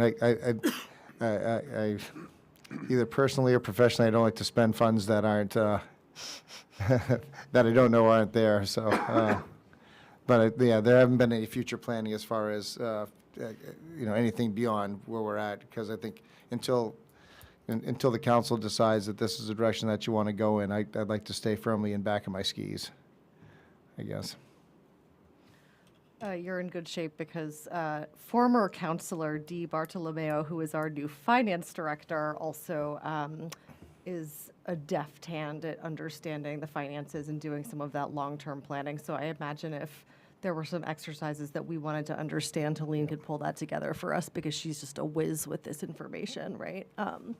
Yes, not to say that we couldn't future plan on that, but until, if the council gives us direction and say this is where we want to go, we can do the what ifs fairly quickly, but it's a question of making sure that there's positive, I guess you could say, a positive direction on extension that we want to make sure. I have one question. Oh, After you. so, and this is probably for you, Matt. Just kind of piggybacking off of, what Bailey said about understanding kind of the lay of the land and the goals, of course, right? So we've just had a workshop on affordable housing just to kind of get that holistic overview. I don't know a lot about transit, so I would be curious, and also just curious what the council appetite would be as well to maybe have some kind of workshop where we can, and I don't even know who the stakeholders would be to come and present to us on what some of those options would be, but I would find it to be a really helpful exercise to look at whether it be bus service, whether it be rail, whether it be helicopters, not really, that's a joke, but what are the types of transit projects? Christina, in your presentation, you kind of had your two little circles of Cumberland and they weren't on any transit routes really. And so also understanding kind of what tools we have, what groups there are, and then also does that, if the Route 100 roundabout is approved, does that make an impact as well? I think it would be a worthwhile exercise, or maybe just for me, I don't know if everyone else agrees, but to understand what that transit world looks like. And I don't know if that's DOT or who the folks are, but Might be fruitful to have a conversation with Greater Portland Metro, whereas they've got a presence in Falmouth with the Falmouth Flyer that they had, and they're in Yarmouth, they're going up to Freeport.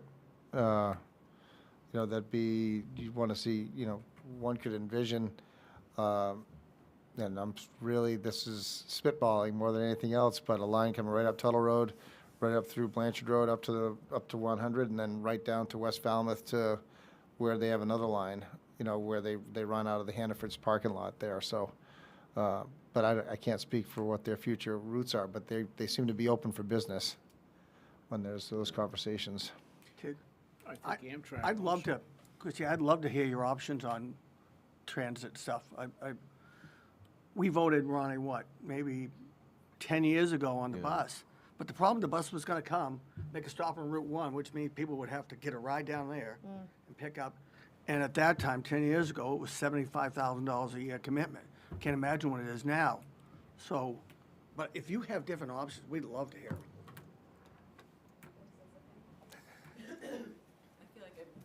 Sorry, Alyssa. That's okay. So what makes transit run is the density of people and jobs. So one of the challenges that you have in Cumberland is you don't really have enough people to make public transportation worthwhile for a bus or a train, which is one of the reasons to build some more density of housing, because then you make it more cost effective for different public transportation providers to provide things to you. Matt and I have worked together for close to a decade on public transportation options in the Greater Portland region. There is a long-range public transportation plan that talks about building a rapid transit network because rail is very, very expensive. So what we're trying to do is find a way to mimic rail, but with rubber tires. So there's certain features that you can take from a train and put it on a bus and make it run faster. One of the options, and Mike, this gets to your point, is that there's always a trade-off between speed and coverage. So if you are covering a lot of places, it's going to take a long time. And that tends to work better for people that have more time. And then if you, but if you go fast on one route in a more direct way, you're not able to pick all those people up along the route. So part of what you would need to do as a council is figure out where you fall on that spectrum. Do you want more coverage or do you want more speed? Because right now the way Cumberland is configured, and tell me, Matt, if you disagree, because you're much more familiar with the geography specifically here, but Cumberland is not really configured well for speed unless you do it on Route 1. So the train station is always a possibility. Falmouth is kind of in line before you on the train station, but it's always a possibility to plan for that over time. So we could go a lot more in depth to this. I could give you the bigger picture about what's going on. I think it's a great idea to bring Greater Portland Metro in. They can talk to you specifically about this tension between coverage and speed, which is probably why there isn't transit service right now to Cumberland Center, but also about the long-term plans along Route 1. And there might be some other kind of there's a new thing that we're piloting right now. It's called microtransit. Microtransit is kind of like a hybrid of a direct bus route and Uber or Lyft. You put those two things together, it's a little bit more demand response, and you might be able to get people from a lot of different areas onto one direct route out by Route 1. So that is a possibility to look at. We're piloting it right now in Wyndham and in Falmouth, and we should have a cost-benefit analysis and understanding of, how well that actually serves in the future. So there's your 3-minute summary on public transportation. Denise, yeah. All right, so I think for me, need more numbers on what the negative, positive impacts of extending versus not, and if it's less than we thought it was, and it's not that big of a negative impact to let it expire. I think it's really important to think about what we could do annually with that revenue that wouldn't have to be 75% set aside to something that we might need it for. Like, I'm thinking of just everything we have to find funds for right now that I don't know if we have that yet, like 2 unfunded public safety positions, like loss of bag tax revenue, $300K a year.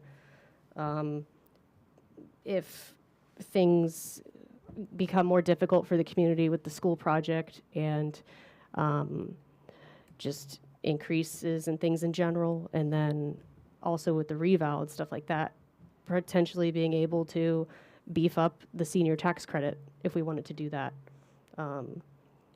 Just flexibility is what I think is really important, and not like having a lot of uncertainty in, X future years, having, 850 to play around with, or not play around with, but like use it for any number of things we could want to use it for, including housing or transit, but at a percentage we dictate, not a TIF district dictating it, and putting a new TIF district somewhere else where we want to do those things so that we could use that revenue and put it back into that district for reasons. So that's kind of where I'm at right now. I'm like very apprehensive about locking into something like that, especially if the district's so successful and we could have that funneled into the general fund for things that we need. So that's just kind of where I'm at right now. Really just need to understand the negative impact of unsheltering that money, and if it's not as much as was expected, then I think we should consider not extending it. But that's why we have time to talk about this and gather data. So that's where I'm leaning, though, at least for now.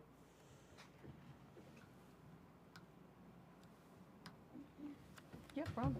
I just think it's very important for everybody to read the current authorized uses of TIF revenue, the bottom of page 1. If you look at all of these, it's everything we're talking about. So, I think it would be crucial that we extend this TIF district.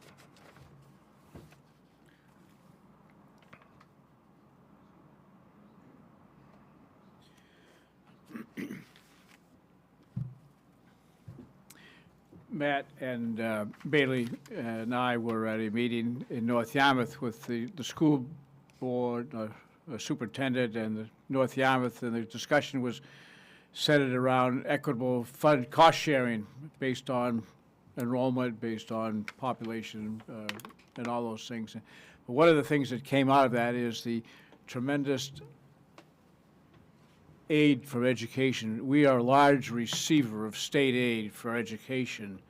And and I think the superintendent was a little hard to clarify it, but the fact that we have the TIFs is part of that contributing factor of why we're such a large receiver. On either side of us, Yarmouth and Falmouth, they both have much larger commercial districts, and they get a lot smaller state education aid, and it's real dollars. And I wonder if you could share anything more about that? Or? Sure, and I'll talk about it. There are really three buckets, as Matt was alluding to. Education is one of them, state revenue sharing is the other, and county taxes is the third. And so when you think about the impact of sheltering value in a TIF district, you have to really think about all three of those things.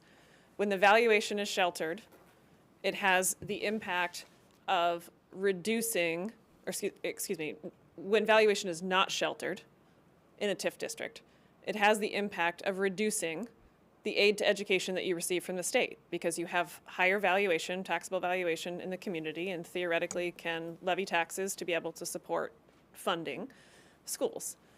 So sheltering that valuation does not impact your state aid to education or decrease your state aid to education. From a county tax perspective, if you do not shelter valuation, your county taxes go up, because that's also assessed based on the valuation, the total valuation. And then from a state revenue sharing perspective, if you shelter that valuation, you are not losing revenue sharing from the state of Maine as a result of that added valuation. So you have to look at all three in terms of the total impact of what that tax revenue, the net tax revenue, would actually be to the town, and this is really sort of the analysis. When we do that, usually on the front end of a TIF district, we're making projections. We're saying we think that a district is going to perform at a certain level. We know what today's value is. Here's what we think a project or various projects will be valued at over the course of 30 years. And we take today's numbers in terms of your mill rate on education, your current state revenue sharing, and your current county taxes, and we make estimates as to what the impact of sheltering value in a TIF district would be versus not sheltering that new value. The old kind of rule of thumb that I inherited when I started doing this was that it was 50 cents on the dollar. That's not necessarily, that's not a hard number for every municipality. There are variables. Some municipalities are minimum receivers for school state aid to education. TIF districts are far less valuable to them in terms of the impact.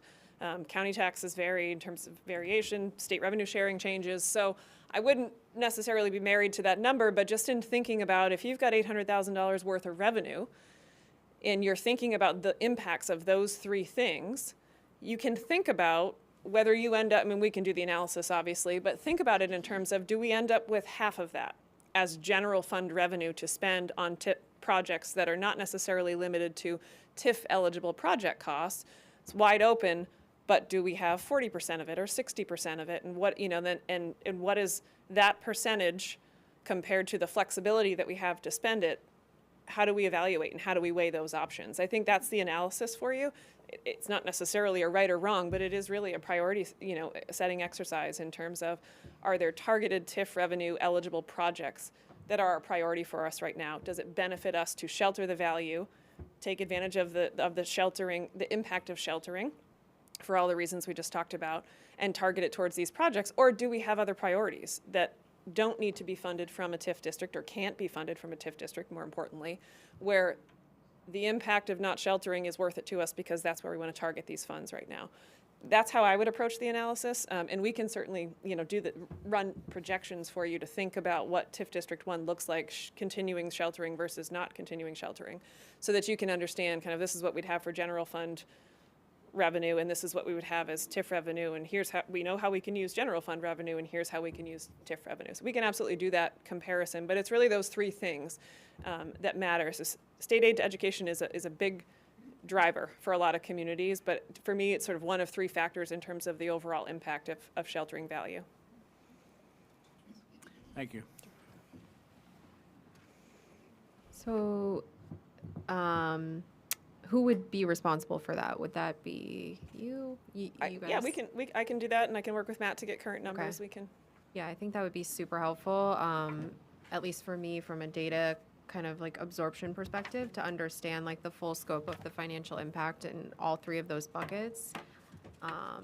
And then also to Tig's point, I think to understand transportation options, and if that is something we do see pursuing within the near future.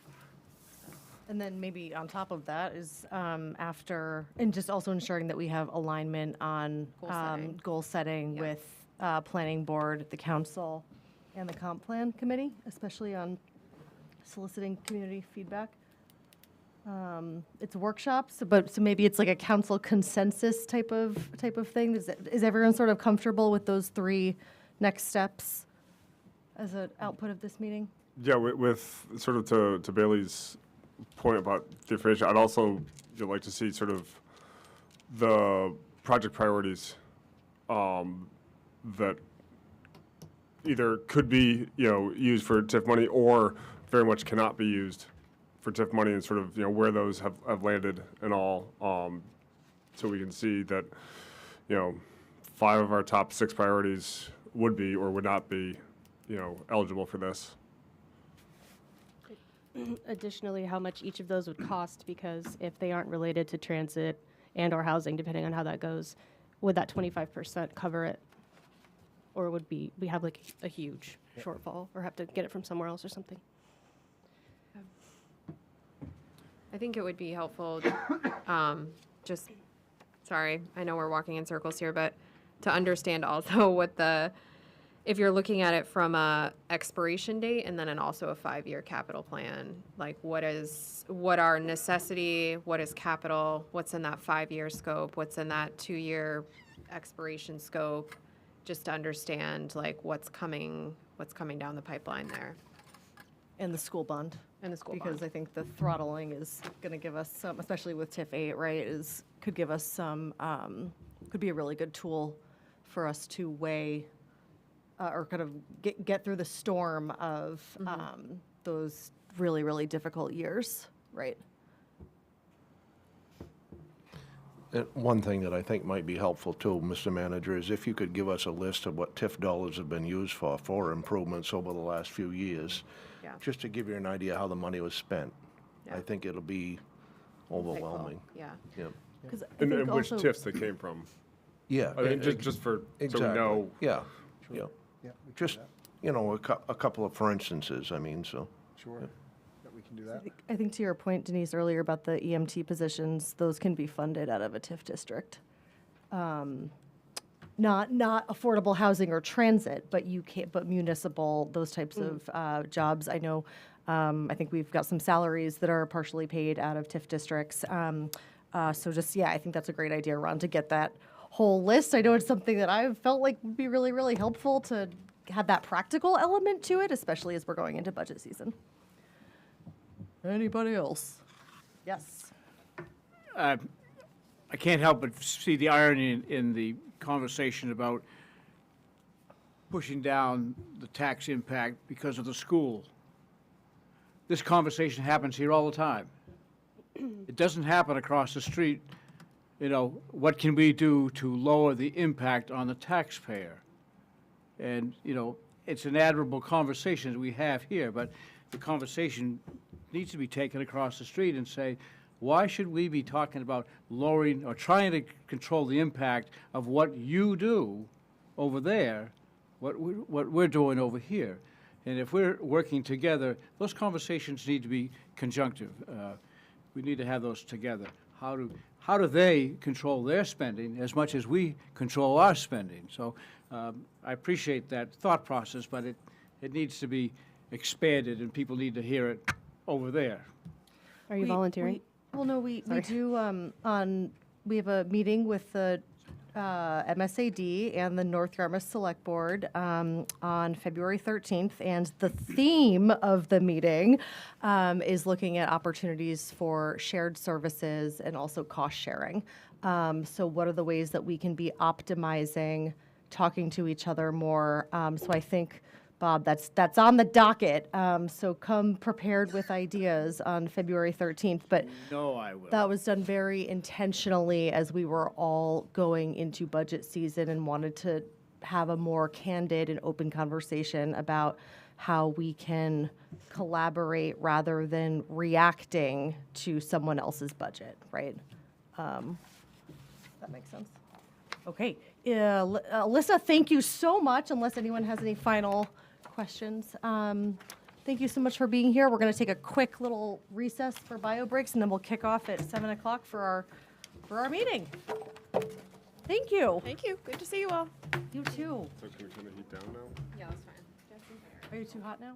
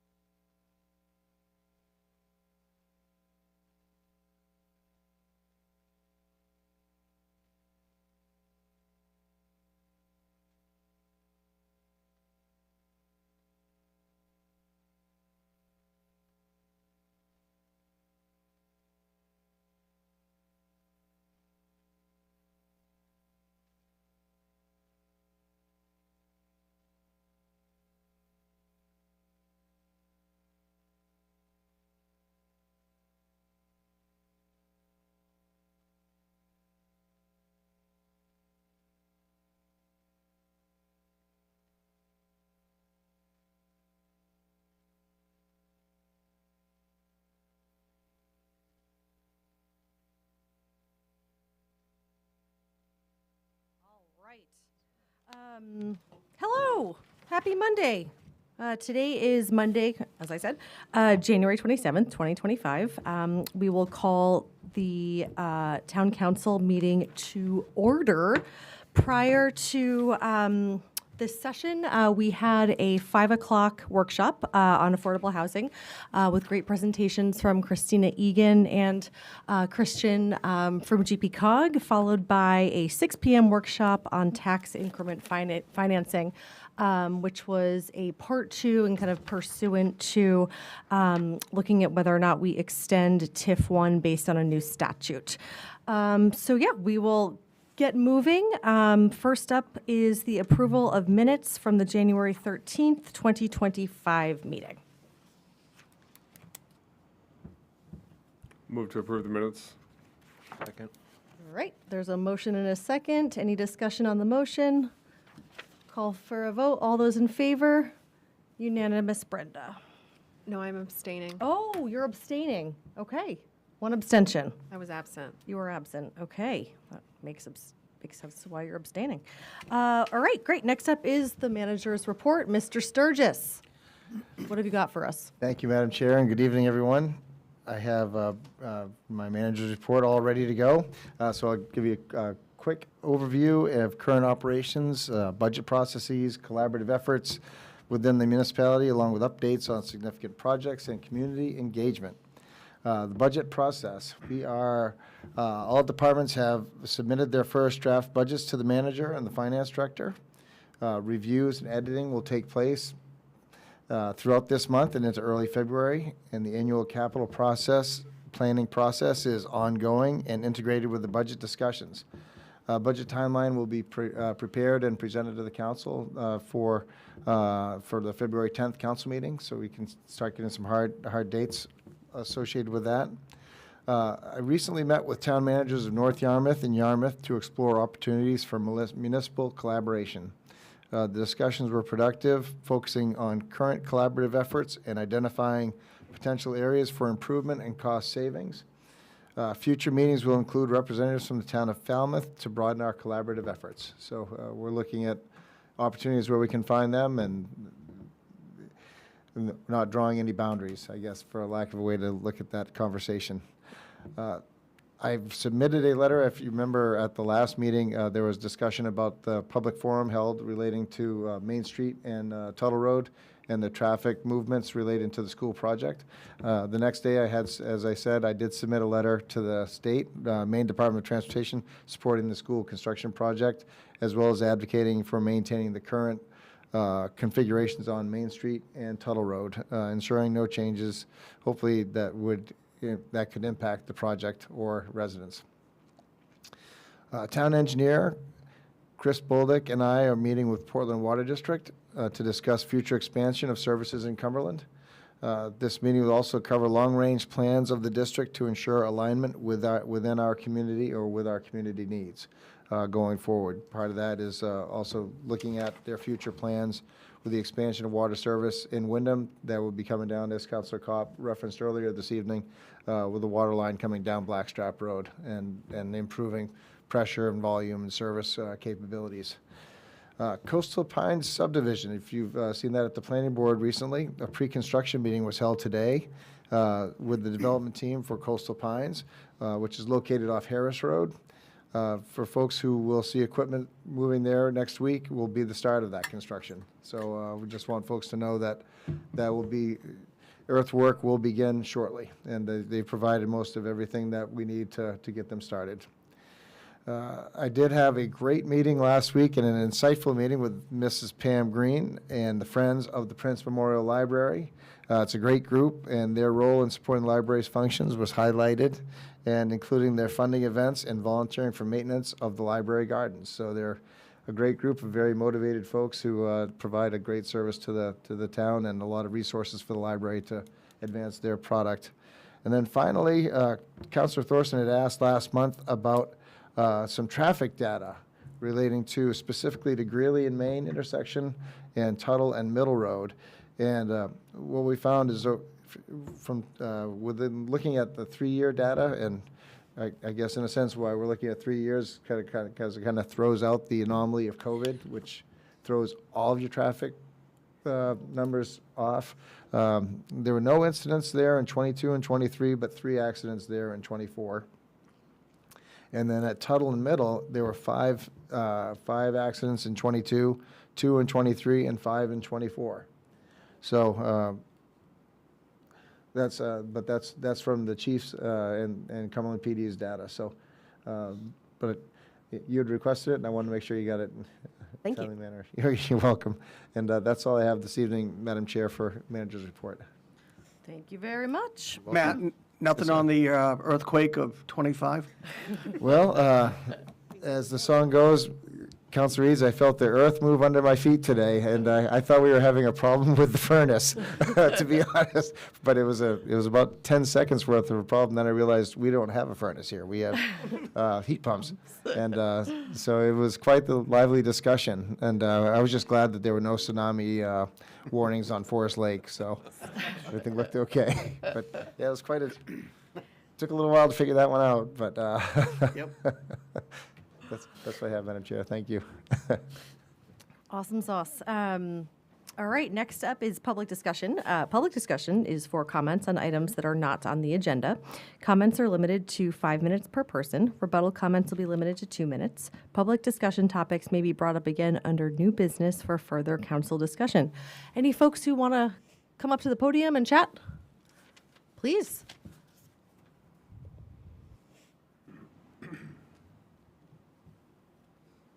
Good evening. Tim Mahalik, 31 Shady Run Lane, 46-year resident of Cumberland.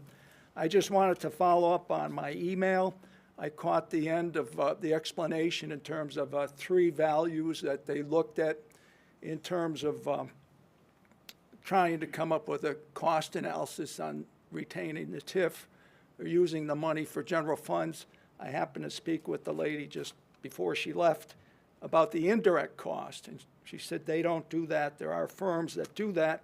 I wanted to review that because this was something that we had with the affordable housing referendum, the indirect cost of adding affordable housing. We just see here the legal and administrative cost. There's more legal and administrative costs than we ever can imagine. There's higher school cost. There's higher public safety cost. There's higher general assistance cost, and there's higher wear and tear on the roadways because of more people. So I would urge you, when you're doing an analysis, to do these costs. And then there's unintended consequences. I would ask, why would you consider restricting these funds now? My road has a 7-foot-long pothole. We can't seem to perform the fundamental functions of our town rather than going into these exotic TIFs. And the best example is Smalls Brook, which is an existing affordable housing development that is being mismanaged by the town. It's derelict in the duty. There was a 1111 memo that took away the rights, or that gave people the rights to rent their properties, and also forgave accrued interest for 20 years on the town's second mortgage. Now, that second mortgage is supposed to be assumable for any of the pool of new buyers, and the accrued interest was also supposed to roll into that second mortgage. So by doing that, the project was weakened. But the town, and the documents that do this is a CRA, a contract zoning agreement, second mortgage, and deed restrictions. And the first thing the town is still supposed to be doing is maintaining a pool of buyers that have a right of first refusal that lasts 120 days. And nobody in that development can sell to anybody except this pool, which is municipal employees, MSAD employees, long-term residents, children of long-term residents, and other income-restricted people. And the town, to my knowledge, has never advertised that pool or maintained that pool. Additionally, to keep the prices low, those houses were restricted in size to no more than 1,500 to 2,000 square feet. I've never seen any, there have been houses that have exceeded that size, some by 3,000 square feet. And finally, this was Smalls Brook. It was higher density housing because there was a brook there and because of the water runoff. Many lots had restrictions where 40% of the natural vegetation was supposed to be maintained. And the town engineer was supposed to sign off on any of those plans for those specific lots. I can show you a lot that's in a very prominent position in a corner with a semicircular driveway that clear-cut the lot, and there's been some other ones. So what is the town's liability for mismanaging this development? You know, are there legal ramifications? So I would urge you to consider all of these things before you restrict yourself into an unknown project, which has unintended consequences. And meanwhile, we apparently can't pave the roads. So thank you. Thank you. It's a really big pothole. Is there anyone else that would like to come up during public discussion? Where was that? Please.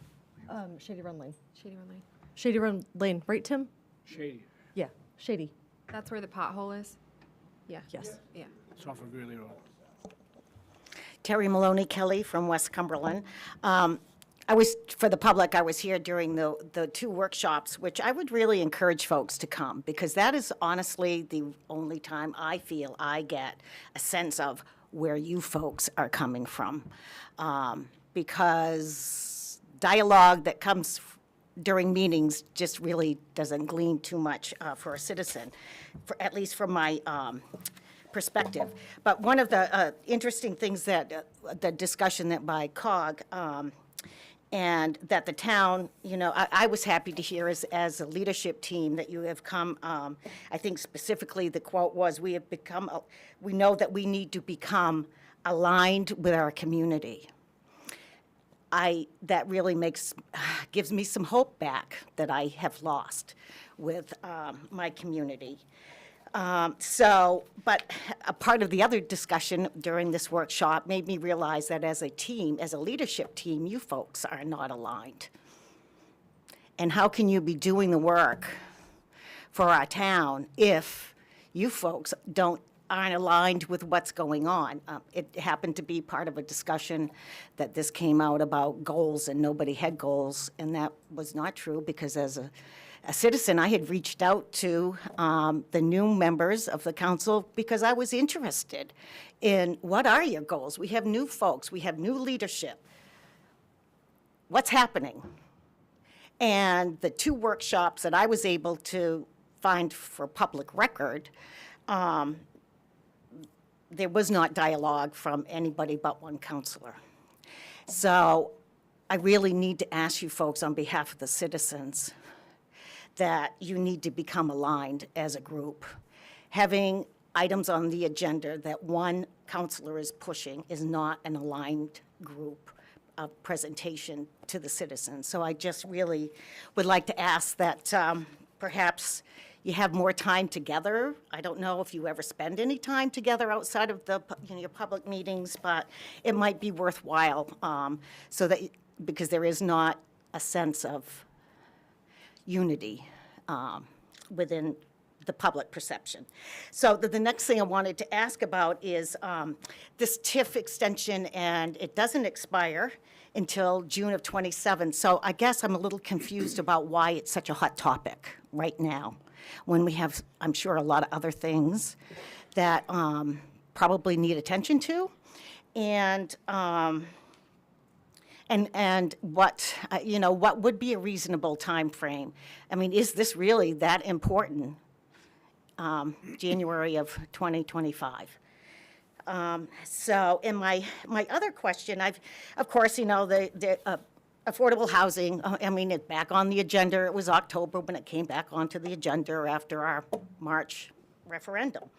And people say to me, how can they still be talking about affordable housing? Did they not hear the people of our community? And I think that's a fair question, because I kind of had the same thing.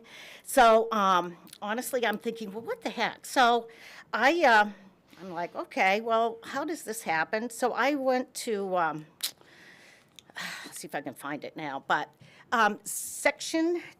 Article 10, Section 4 of our town charter addresses, and let me read it to you. Section 4, it's a topic, it's called Council Not to Reenact or Reject. It says, the council shall not reenact ordinances, resolves rejected by voters at referendum elections for a period of at least 1 year.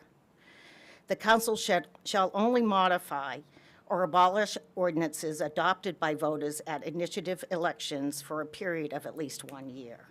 So I guess I would like to get some clarification about what this means. I mean, to me, as a layperson, it would kind of mean, why are we talking about something that's not even a year gone by? If the election was in March of '24, and this is, well, we started talking about it again in October of '24. So I would like, and I know, but to get some clarification about what is the intent of that article. Is it to, move the dialogue along to something else? Perhaps that's why it's there. So that's all I have to say, and thank you very much for your service. Was that Article 10, Section 4? Article 10, Section 4. Got it. Thank you so much. Any other folks like to come on up?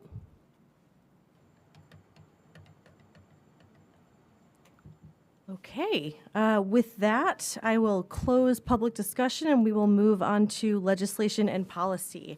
During legislation and policy, there is the opportunity for public comment. Per Article 2, Section 7 of the Town Charter, there will be an opportunity for public comment on each item of the agenda.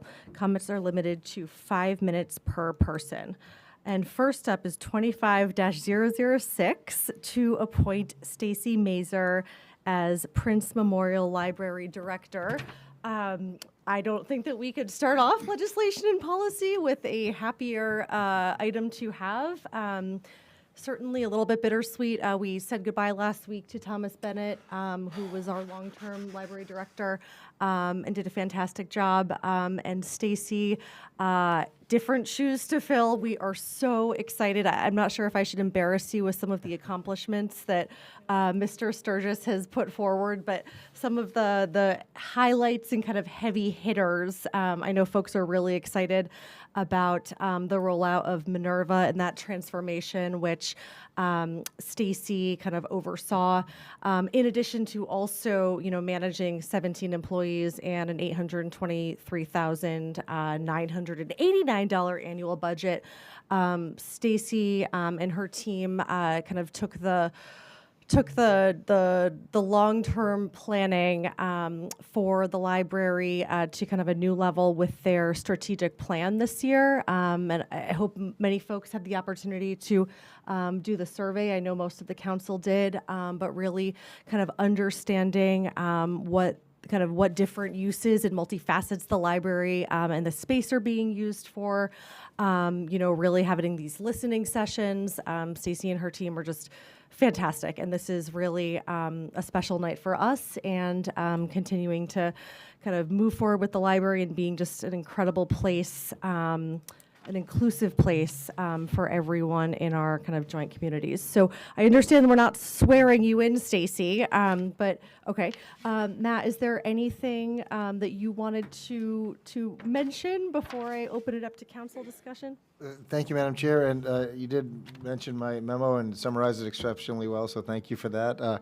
We just could not be happier than to bring forward Stacy this evening as the next Prince Memorial Library Director. So that's can't improve on what you said, Madam Chair, but we are excited to have Stacy elevated up to that position and the next chapter, pardon the pun, in the book of Prince Memorial Library.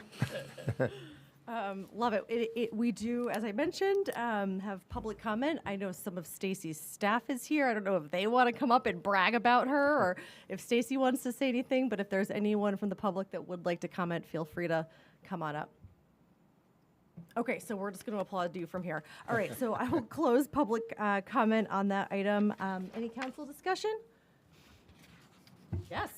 Matt, just when you change town managers, sometimes big things change, but one thing's consistent. Bill, you seem to find the right people at the right time. So, well, this is a great appointment. Amazing. I'll give you a motion. Great. I move to appoint Stacy Mazer as Prince Memorial Library Director. Second. All right, a motion and a second. Any discussion on the motion? All those in favor? Unanimous for real this time, Brenda. Okay, congratulations, Stacy! We are all lucky to have you. All right, next up, we have 25-007 to hold a public hearing to consider and act on amendments to Chapter 30, Boards and Commissions, Article 1, Planning Board of the Cumberland Code of Ordinances as recommended by the Planning Board. I believe we have our town planner here this evening who might be willing to shed a little bit of light on some of the ins and outs of these updates and tee us up for a public hearing, if that's amenable to you, Bridget?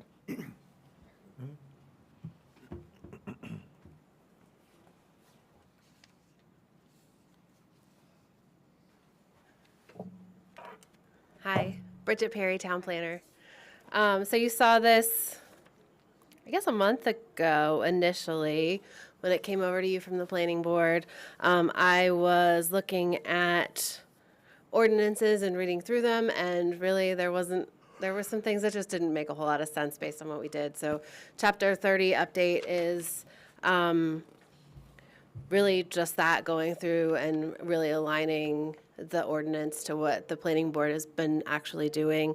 It has been reviewed by the town attorney, and you have the comments in the thread here, and some of those comments were answers to questions that you had at the last meeting. So hopefully you've had a chance to review them. If you have any specific questions, let me know. Before we get to the red ink, I'll stick with the black ink for just a second there. I think it was on the, it's 30-4 for lack of a page number. The planning board shall prepare a new or revised comprehensive plan for the town of Cumberland at least every 5 years. And I wonder if we could change that to 10. The practical aspect is it doesn't get done every 5 years, and the more practical aspect is it does get done every 10 years. So I caught my eye. Anyways, if that's not a difficult change to make. Yeah, I think the preparation of the comprehensive plan is dictated by state statute, which requires that you prep one every 5 years. State doesn't require us to do a comprehensive plan anymore. Well, they do because we have zoning. There's no review. We are still required to have a comprehensive plan because we have zoning. But the state doesn't review it anymore. Well, they still do. Still do? Yeah. Well, I can. Denise, are you there in it? Okay.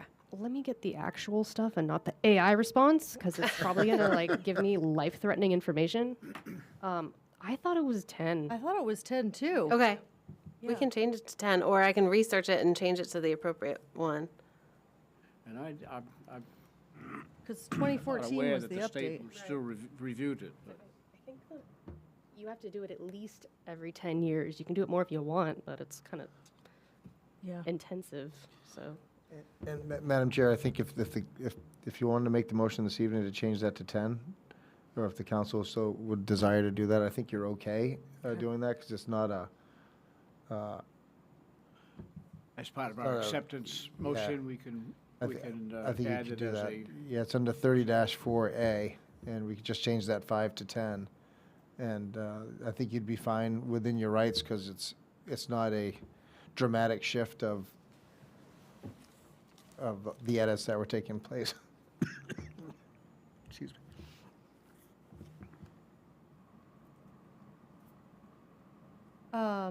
Before we get into council discussion, and unless you had anything else, Bridget, this is a public hearing. So if there's anyone who's here tonight that would like to comment on this, yes, please. What better person than the chair of the planning board? Peter Bingham, 19 Brook Road, and Yeah, I am still the chair of the planning board. God help the town. But anyway, one of the most interesting things that we found in between the time it went back and forth is that we never codified the role of the Comprehensive Plan Committee. The Comprehensive Plan Committee was never mentioned in any of the ordinances. So what we did in this, and ultimately the planning board is the vehicle that's responsible for the preparation of the plan. So we just added two simple sentences that a comprehensive plan committee will assist the planning board in the preparation of the plan, and the council will determine the composition of and appoint members. And by doing that, that meets another provision further down in the ordinance, which states that the public shall have a role in the preparation of the plan. So the vehicle for the public is the Comprehensive Plan Committee, and also each one of those meetings of the Comprehensive Plan Committee is open to the public, and there is a public comment period within each one of those meetings. So just kind of interesting. I mean, folks, with Steve, I mean, I've been through 5, or this will be the 5th one of mine, and never realized that the Comprehensive Plan Committee was never noted in the ordinances. So other than that, I think the rest of that particular one is pretty simple, and that's kind of the key one. And I think, like to say, either 5 or 10 years that the world as we know it is not going to come to an end with the change of those. So thank you very much. Thank you so much. So 30-4A.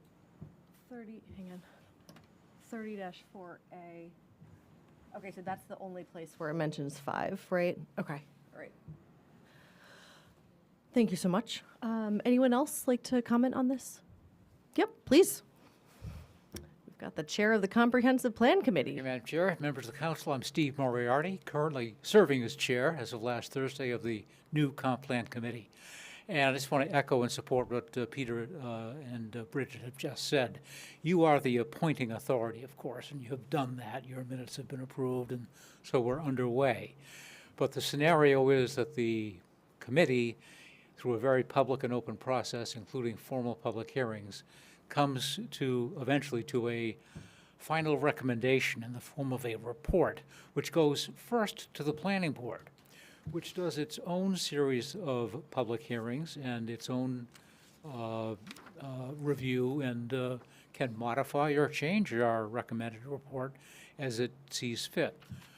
Should the planning board approve a final report, it then goes to you, where you once again initiate the process of public input, public review, and public hearing, and you have the authority to make any amendments or changes to either what the planning board did or what the original committee did. So it's a fairly well-defined sequence of events, beginning with the work of the committee and ending with your action on what both the committee and the planning board sort of jointly have come forward with. And I do think, parenthetically, a 10-year interval, given the length of time that it takes to do a report, is fairly reasonable. Looking back at the current report, which is originally adopted in April of '09, that particular committee met for 3 years. So if you had a 5-year turnover for every report, you'd be doing it all the time at that rate. And then that was updated in 2014. Well, it was amended in okay. 14 Yep. and Yep. 15. So although we might look back at it from the perspective of 2025 and said you waited an awfully long time, the fact is it was amended twice in the interval. So nobody had ceased to pay attention to the plan or to make some changes along the way to keep pace with developments within the town and so forth. That was all done, and that alleviates some of the discrepancy between the gap between the date of the last plan and the formation of the current committee. And that small pandemic that was in there as well, That right? too, yes, yes. We had a pandemic? We did. Thank you so much, Steve. Anyone else like to comment on this agenda item? All right, I will close the public hearing on this agenda item and open it up to council discussion. Councilor Thorson. Do we need to discuss, oh, good God, what, it's D, no, it's E and F. I'm trying to find the section I think I know what you're referring to. where it's kind of like Ben McCall's, Yes. whether you just strike F entirely because it is already implied in the charter that the town council is like the independent authority or whatever, or whether you keep it and how it's like so tweaked. I don't want to try to read what it is for the public, but it is lots of removing things and adding things and whatnot. Like if you, yeah, thank you, Bridget. I see you approaching the podium. Maybe you could explain what E and F are, and F specifically, why it even needs to stay there. Or So F specifically, per the town attorney, does not need to stay there. If it needs to stay there, it needs to read as written. The planning board shall investigate and make such reports and recommendations upon such matters as may be referred to it by the town council or the town manager. So the town planning board has no authority to initiate independent investigations, is really what that's saying.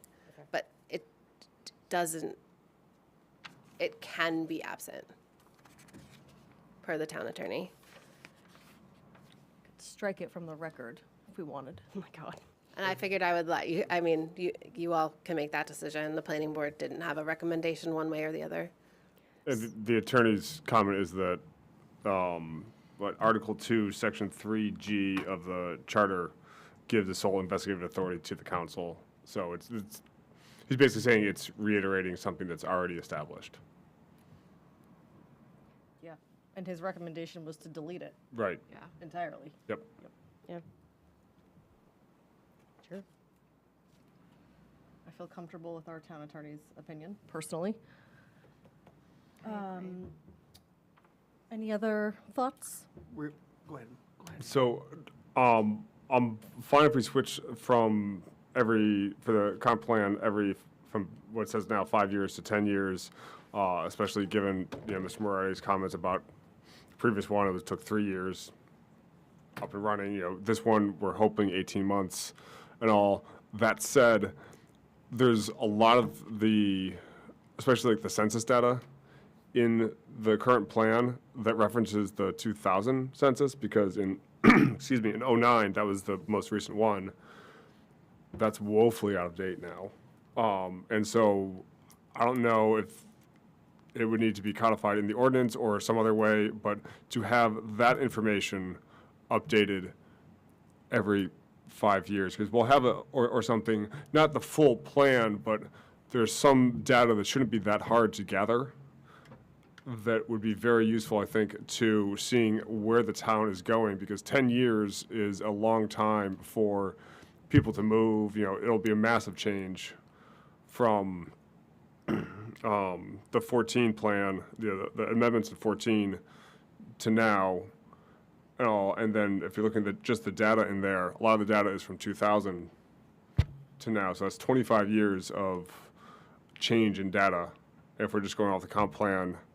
And I think the council will be better served if we have some more up to date, and sort of going back to our discussion about the housing and sort of, the validity of data and how old it is, having more frequent updates to some of that would be better. Like I said, I don't know if that needs to be called out in the ordinance, but I would like to see some way to have maybe every 5-year update on census information, because if we do another 10 one that's in 35, we'll have the 2030 census in there, and then updated information from that, if like the survey that they did, that the affordable housing survey, not the affordable housing survey, but the survey that we use, we use information from that, like, just more recent data is better. From my usage, at least. And are you suggesting that not necessarily be something that gets codified at an ordinance level, but maybe we have more of a policy around? Oh, yeah, come on up. Oh, I mean, you can, whoever gets there first. I think certainly Ron and Bob, you've been around long enough, and Mike, that just as a matter of course of the council's business, there is data released about every 5 years, 10 years, the big census, but there are updates that I could just remember as far as the council, the school receives. So there's constant data updates. And of course, Steve, we'll use the latest data that we can to do this. So there are constant updates.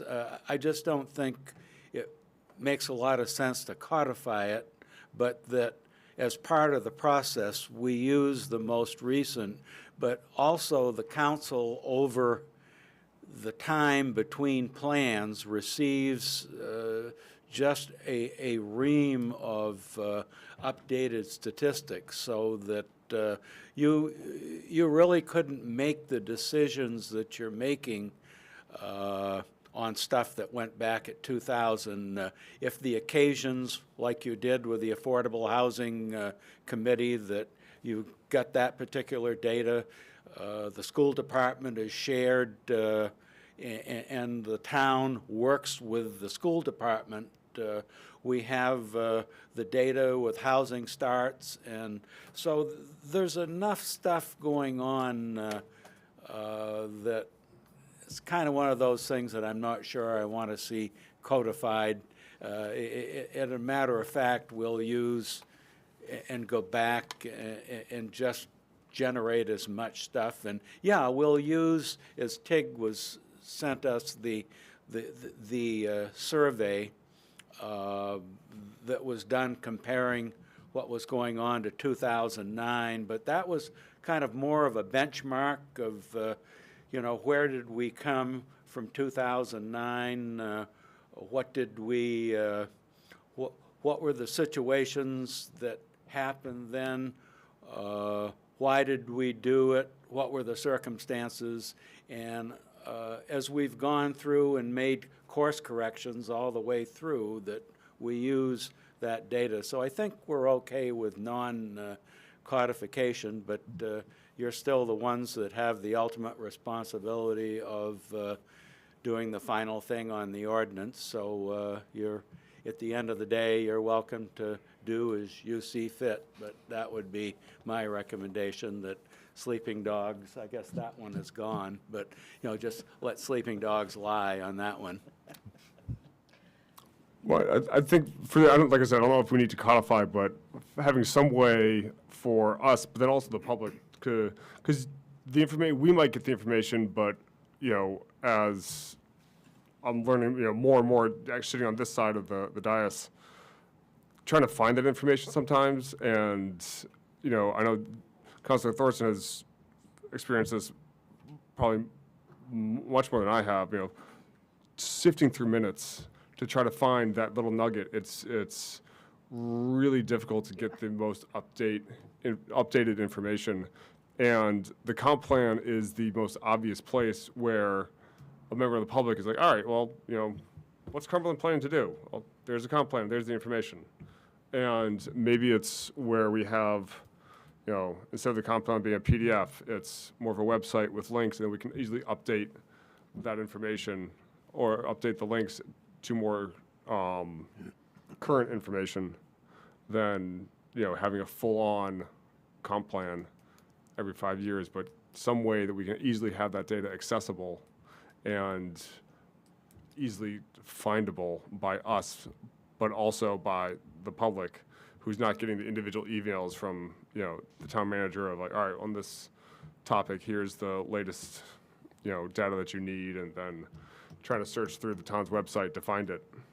And it just says, council minutes, and you're like, all right, well, which council minutes? Where is it? Maybe it's a broader discussion that we need to have of the ability to find information that we can table for now on this specific ordinance, but I'd like to see that.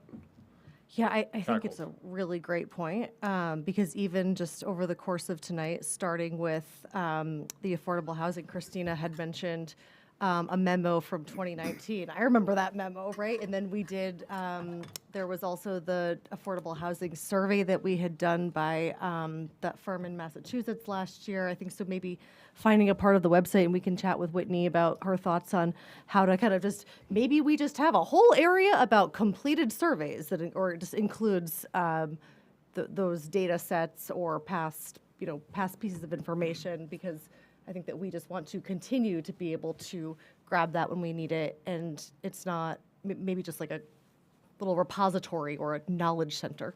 What were you going to say? Yeah, I think, I know we've had some loose discussions about this, but I couldn't agree more. I think like Portland does a great job with their website, with the projects being, a hub, right? So say affordable housing is the topic, right?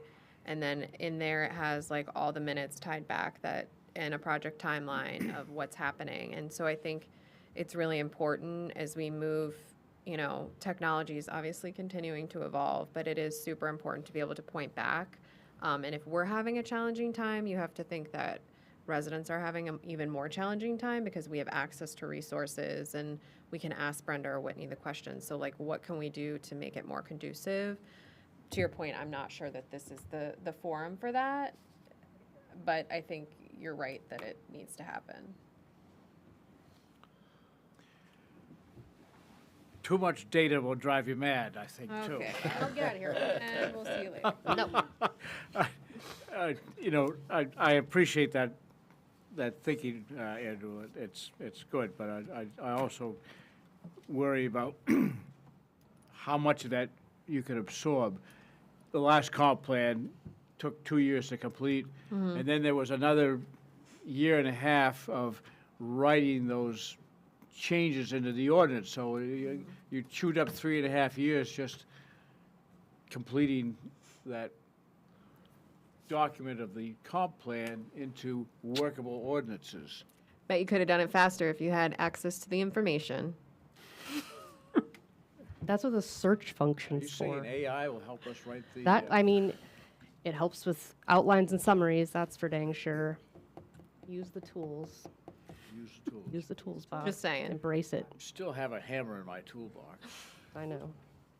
So does everyone. Everything's an ale. Okay, so back to our I think that's a great strategy. Sorry to go off on a tangent. No. It's not a tangent. It's important.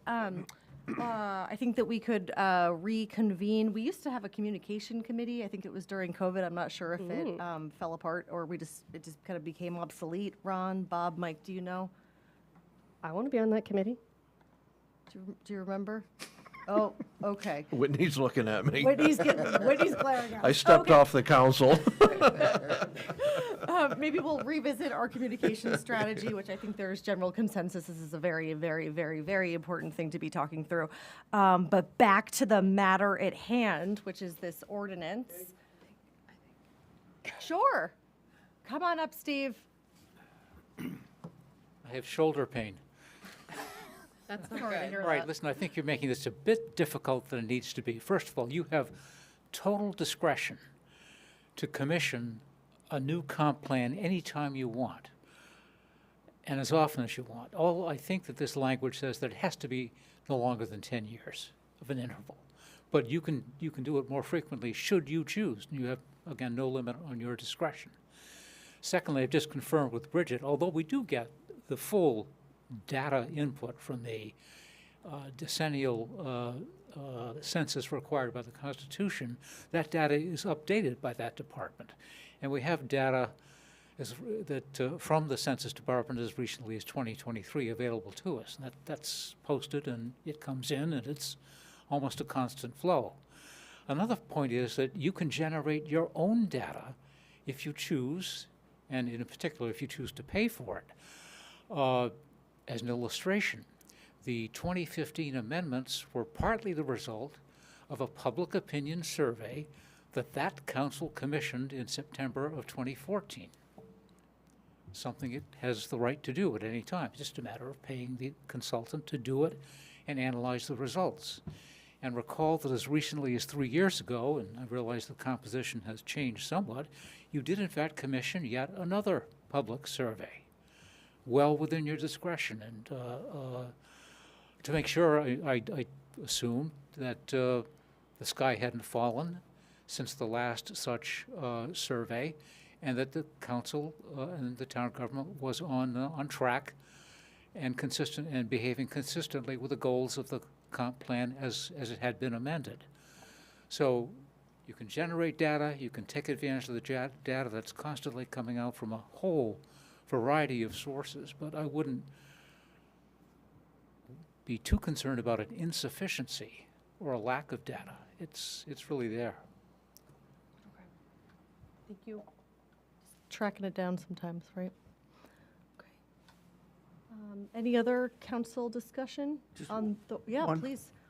Bridget, I've got one thing for you, section 30-3, paragraph D. It talks about a conflict of interest. Yep. The only thing I see missing is it doesn't, the paragraph mandates that the board has to take a vote whether there's a conflict of interest. It doesn't give the individual the right to step aside. And I know that practically speaking, that's what we do. We just step aside, but this doesn't give the option. It says the board has to vote on if there's a conflict or not, so. That's typical.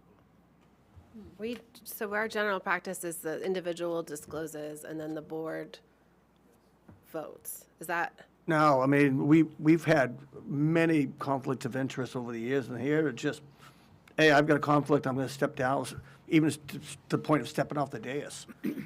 But I don't think, Well, Robert's rules would say that you have to vote, even though we operate in a illegal fashion, if you will. yeah, But if you follow Robert's Rules of Order, which is the standard, you would vote on that conflict of interest. so I'm just thinking, Bob, over the last, well, Ronnie, 20 years, did you guys ever take a vote? Or if you had a conflict, you step down? I mean, I've abstained from dozens of votes in 18 years, I mean, so. Practice isn't always the same as Yeah, so the Prescribed. planning board practice has been to disclose and then vote. So. So they vote, not abstain? So abstention is not considered a vote? The vote is whether or not the planning board member should step down from the dais and act as a member of the audience during the discussion of that application. Or whether their board member, their fellow board member is able to act in a non-partial way. I'm happy to send that language back and have that revised, but the planning board practice has been to do a vote. Yeah, that happened recently in a meeting that I watched. Madam Chair. Please. The language in here is if there's an allegation of a conflict of interest. So it'd be another member that would be raising that as an issue in this case. So then what they would do, they would disclose and then they would vote. There's nothing that requires that. I mean, if a counselor or a planning board member feels that they have a conflict and with good conscience they feel that they are not going to participate, they can still decide that, as Councilor Kopp has done multiple times. You can't force them into voting. If they, by their conscience, feel that the best course of action is to not participate in the vote and, as Councilor Reed said, remove themselves from dais or what have you, you can do that. But procedurally, some may decide, I can say, well, for instance, the Pines subdivision the other night with Chairman Bingham lives on Harris Road, disclosed that he lives on Harris Road, but there's not a conflict there just because there's geographic consanguinity, so to speak. But as long as you disclose that and say that I have this and I feel I can make let's just say, an objective decision here, put it to the board or put it to the council, then they can say, yes, I agree, and Councilor A or Planning Board Member B can carry forward with that, as long as you disclose it and make that there. But there's not a requirement to say, well, I disclose this, but to make sure that nobody has anything to come back and criticize this decision on, I'm completely just stepping away from this decision. That's a perfectly fine approach as well. So the language is fine, I think, as it's in there. You have that option, but it comes down to what, when I was on the select board in New Gloucester, I would bail out if I had a cousin that was up there. It could have been like a fifth cousin, but I didn't want someone. Councilor Kopp can relate on that. I think a perfect example of this would be like if they were trying to get a right-of-way across Peter's land to divide this. I mean, Peter obviously would step down because he has a conflict of interest. He has a monetary thing to gain from it. And I mean, this has happened to me over the years several times, cousins, uncles, aunts, third generation. I mean, but I think he hit it right on the head. I mean, if you have nothing monetarily to gain from it and you can make a clean decision, it's up to that person to make the decision. And I think that's the way it reads, so. Yeah. Taking a second look, Matt, I can buy that.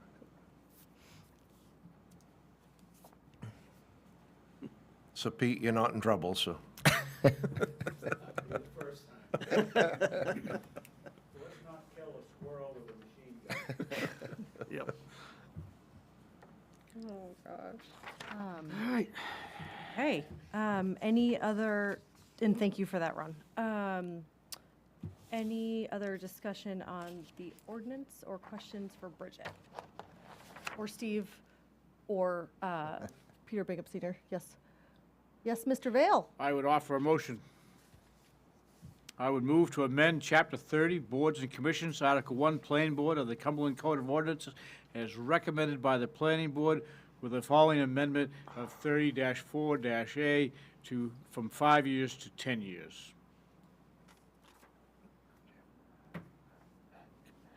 Councilor Vale, may I ask you a quick parliamentarian question? Would you also like to delete 30-4-F, which had been recommended by the town's attorney to drop as well, which is that section relating to the investigations and such? To continue that motion.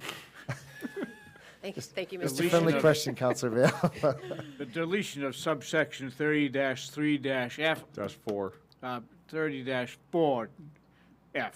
Yep, got it. And I will read it if you like. The planning board shall advise and provide non-recommendations to the town council, that's E, I'm sorry, F. The planning board shall review, investigate, make such reports, and recommend on such matters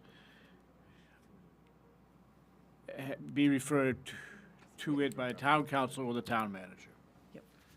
Second. All right, we have a motion and a motion and a second. Any Fs look all the same. discussion on that flawlessly executed motion? We're so proud of you, Bob. The E's and the F's are too close You're together. good. You did a great job, and thank you for the assist, Mr. Manager. All right, we have a motion and a second. All those in favor? Unanimous. Brenda, thank you so much, Bridget. Thank you. I have the next one. I know, but I still wanted to say thank you for that one. Thank you. And thank you, Mr. Moriarty and Mr. Bingham, for your expertise as well.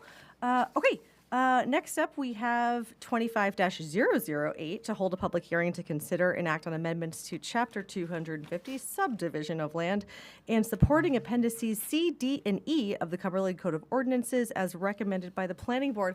Our town planner is here. Okay, over to Bridget. Bridget, did you Hi. want to tee this up for us a Bridget little bit? Perry, town planner. Sure. So this one is a little bit more substantial. A bulk of these are driven by state statute. So if we look at the additions to 250-3, the definitions, we've added several definitions that are basically verbatim from state statute. The same thing with the approval criteria section with the corresponding definitions come approval criteria that are required by Maine state statute. So that's the bulk of those. I'm also changing our requirements to applicants to only provide one paper copy to the planning department. We've been getting two, and I feel like that's excessive. I just need one paper copy and one digital copy that can be distributed and put out on the website and given to the planning board. I'm requesting that we change the application due date from 21 days before the planning board to 28 days before the planning board meeting. This is really to help me meet the requirements that are stated later in the ordinance that give me 10 days to find an application complete or incomplete to put it on the agenda. In reality, in practice, I have about 36 hours before public notifications have to get out to review these applications and find them complete or not complete, or get everything that I need back from applicants to get them complete in 36 hours. And then this is kind of common practice with surrounding towns, is that 28 days. I've done some research. Also, the request to update the flow chart per some of the changes that you made on October 28th. And then the final big revision is to section 250-34, which is to separate requirements for water supply for public and private water supply. So we'll look now at public water supply and private water supply, mostly wells, differently. And I've added language in there that basically says where wells are allowed by the planning board, a hydrogeologic study must be submitted with the application. Previously, it was an option that allowed the planning board to add that as a requirement, but just based on my experience and experience with the planning board, we're generally going to require it.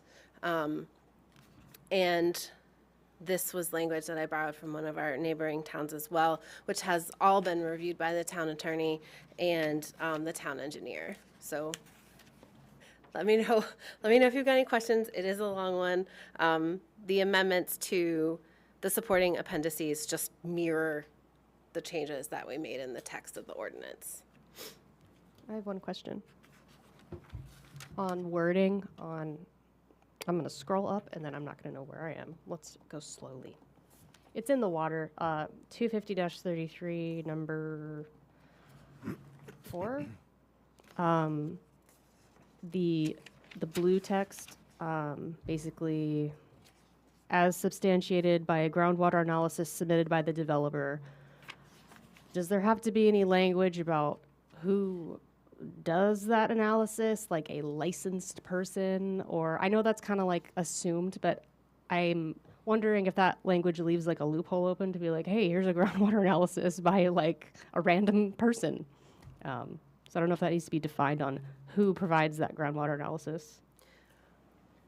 So in one of the other approval criteria is that they have technical expertise, so that they're showing technical capacity as well. So if they're not using a licensed professional, they won't be able to stand on their technical capacity for their entire application. Makes sense. Thank you. Mm-hmm. This is a public hearing, I think. This is a public hearing. Is there anyone here that would like to comment on this agenda item before we open into additional council discussion? Okay. Back to council discussion then, or any other questions that are coming up. Thank you, Bridget, for now. Stand by. Stand by. I gotta get this booted back up. Dang. I didn't get it, so I printed it off. I like your idea on the paper copies. I also like the idea of you having more than 36 hours to review. I mean, just in case you ever want to go on a vacation or anything, Bridget, and we'd like to keep you as the town planner.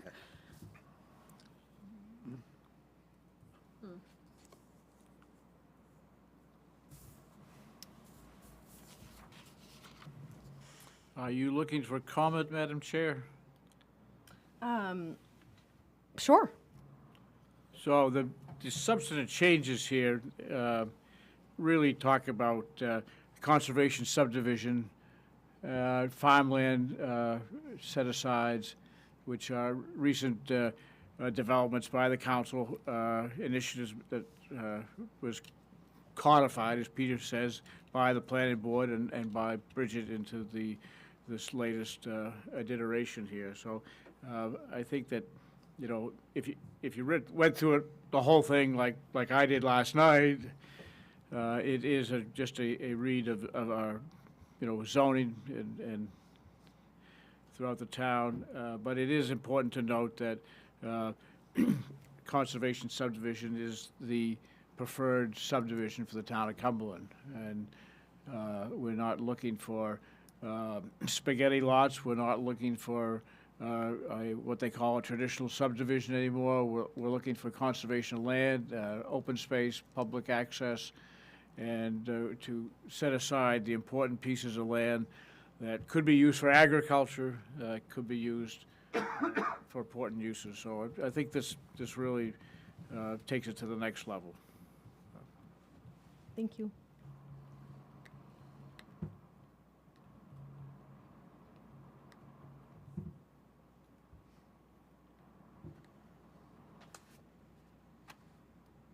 I'll give you a motion.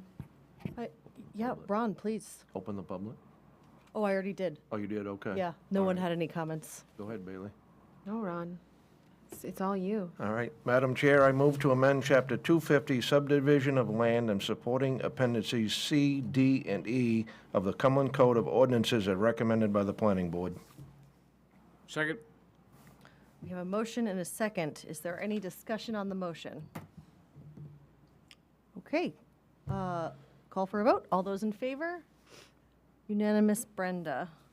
Bridget, thank you. Thank you. Thank you very much. Thank you, everyone, for helping out with this very exciting update. Happy for Bridget to have a little more runway. Electronic copies, good stuff. Okay, next up, 25-009, to hold a public hearing to consider and act on a medical cannabis caregiver license application for 210 Gray Road. Let me just get through the ordinances. That looks so familiar. Hello, welcome. Thanks Hello, for coming. Council. How are you? Great. Thank you. How's it going? My name is Samuel Hebert. I am the individual seeking to take over 210 Gray Road. I guess I should pontificate and make an awkward introduction for myself right now. Please. If you would. Yeah, I'm approved as a main cannabis caregiver. This location is currently occupied and used for the same purpose for which I'm seeking to use it for. I am, looking to become a brand new participant in the Cumberland town community. I'm also a new resident of Maine. My partner and myself just moved up from Rhode Island, where previously I was a medical marijuana caregiver down there for the past 13 years. And yeah, just looking to participate in the medical marijuana industry up here, and yeah, hoping to make Cumberland the home for our business. Thank you so much for coming and also for sitting through. I will also note that we got a kind of thumbs up of approval, or recommendation, no concerns from the code enforcement officer on this particular application.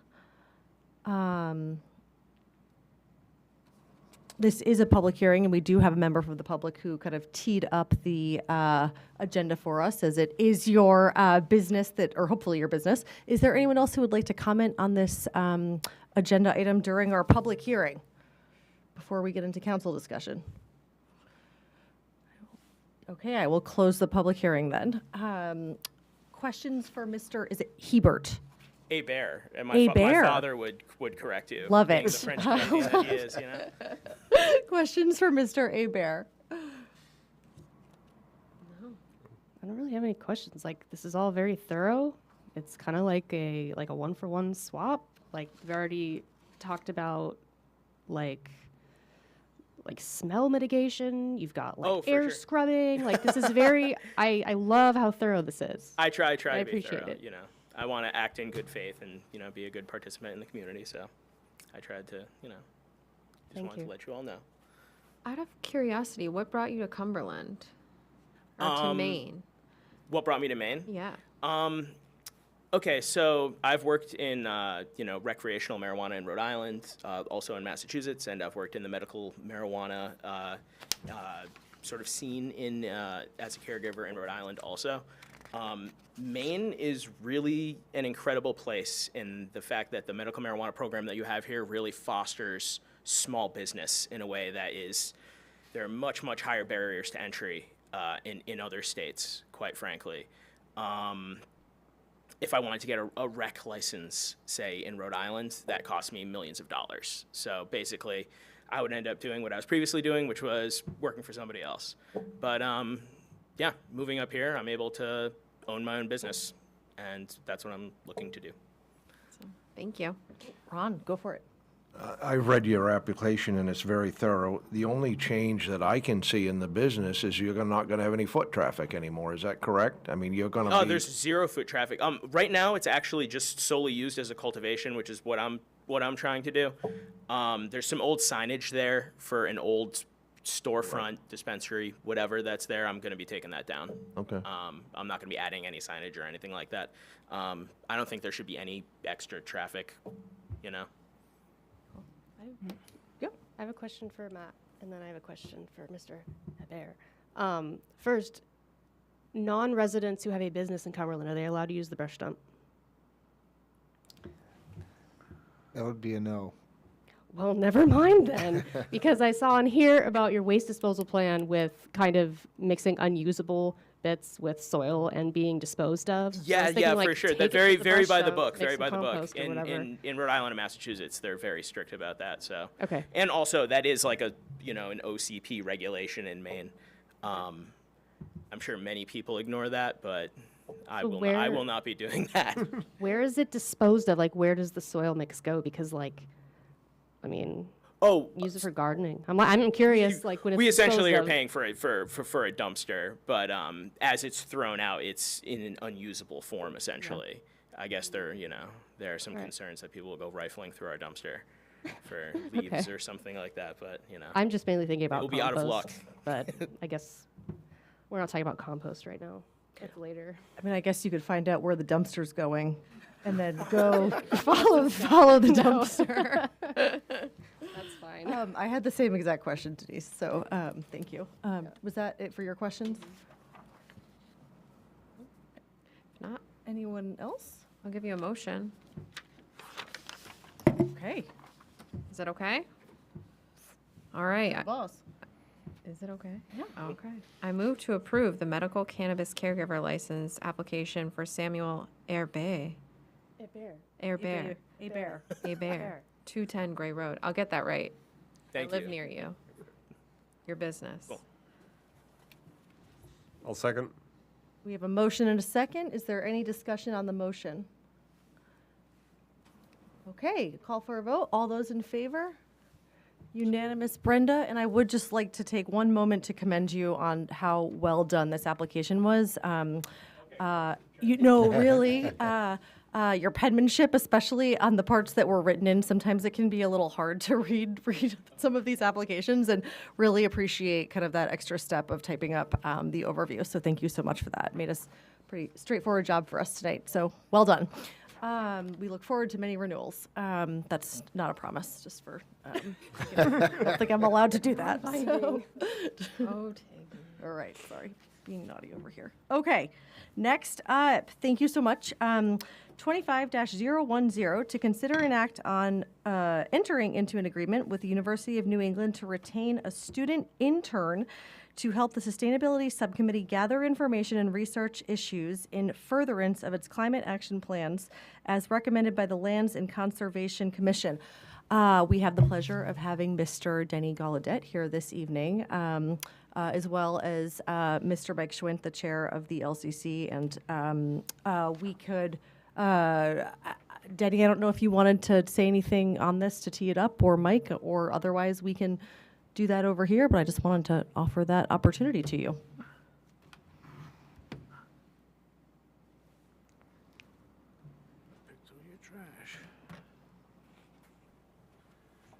Thank you. Denny Gallaudet, 67 Range Road. I'm chair of the Sustainability Committee. So we're well into the Climate Action Plan, 19 action items. 3 of these involve food.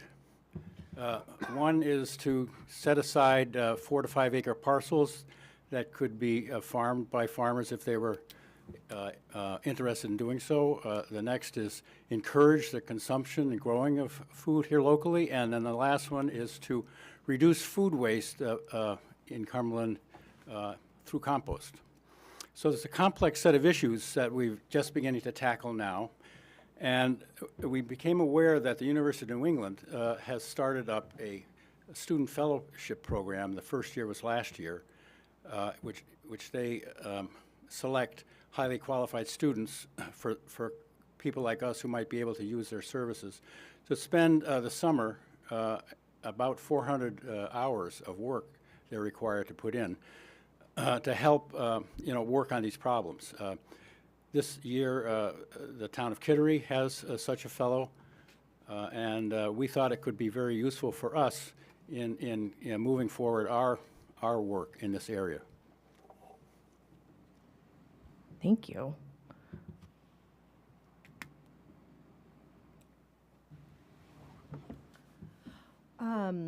Is there anyone from the public that would like to comment on this agenda item prior to us opening it up for council discussion?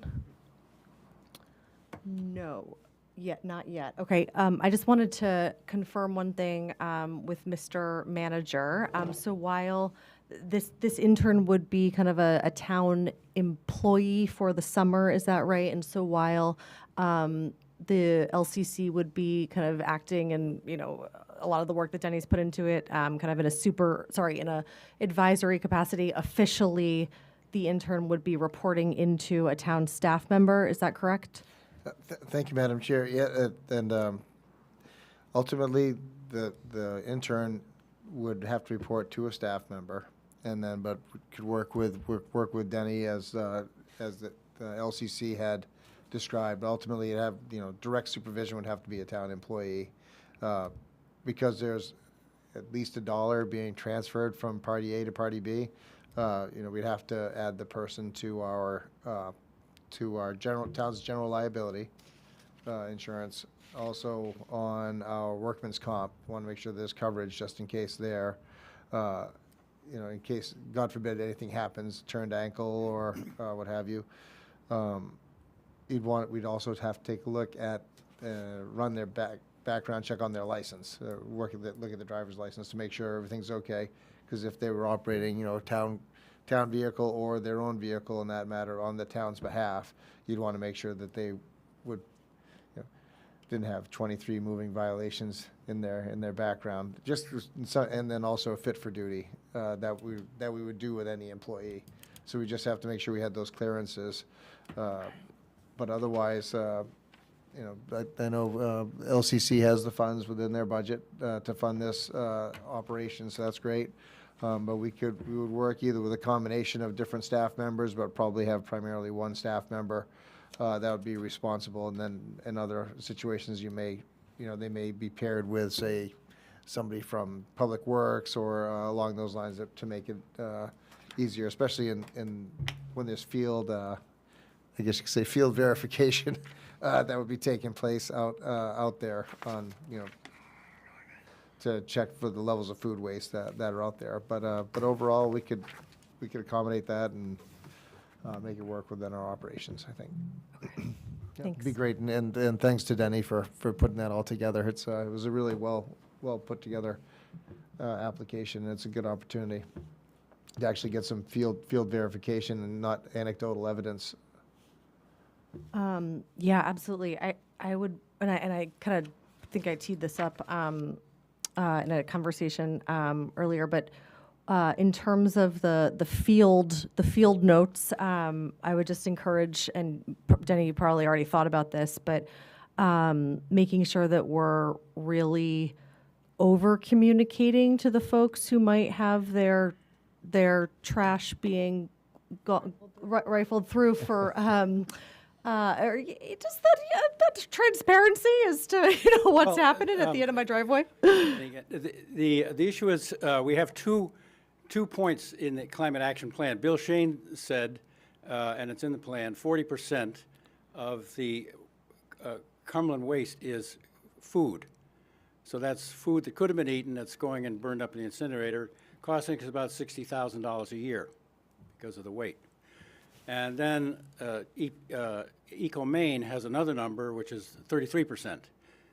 And those are probably very good. And I don't know if we'll have to do any double checking on that. I kind of think not. But I think I and the intern and might check in with EcoMaine and see, what they think of it. But that's where that comes from. We just need to nail that down for Cumberland. Okay. But if the person were to be taking samples or sorry, I just want, may or may not be, probably not. okay. But if it does happen, then we could have the kind of the assurances that we would communicate with residents ahead of time as to what's going on. We haven't given it too much thought, but I mean, I think it's something we might ask EcoMaine. They could do sort of on an anonymous basis when it comes in over there. Just grab a few samples and see if Bill Shane was in the ballpark, which I'm sure he was. Got it. Okay. So after it's okay, cool beans. Yeah, I won't be picking up any trash bags. Hey, had to ask, Denny. Had to ask. Yeah. Denise, sure. No, that's not going to be the case at all. Okay, thank you. Looking at the deliverables, presenting a game plan for consideration by the town council, is that going to be in the form of workshops, like a presentation by the end of it? Are we going to have kind of like progress updates as it goes along? Like how much? The idea here is to, we have these 3 food-related actions in our climate action plan. Yeah.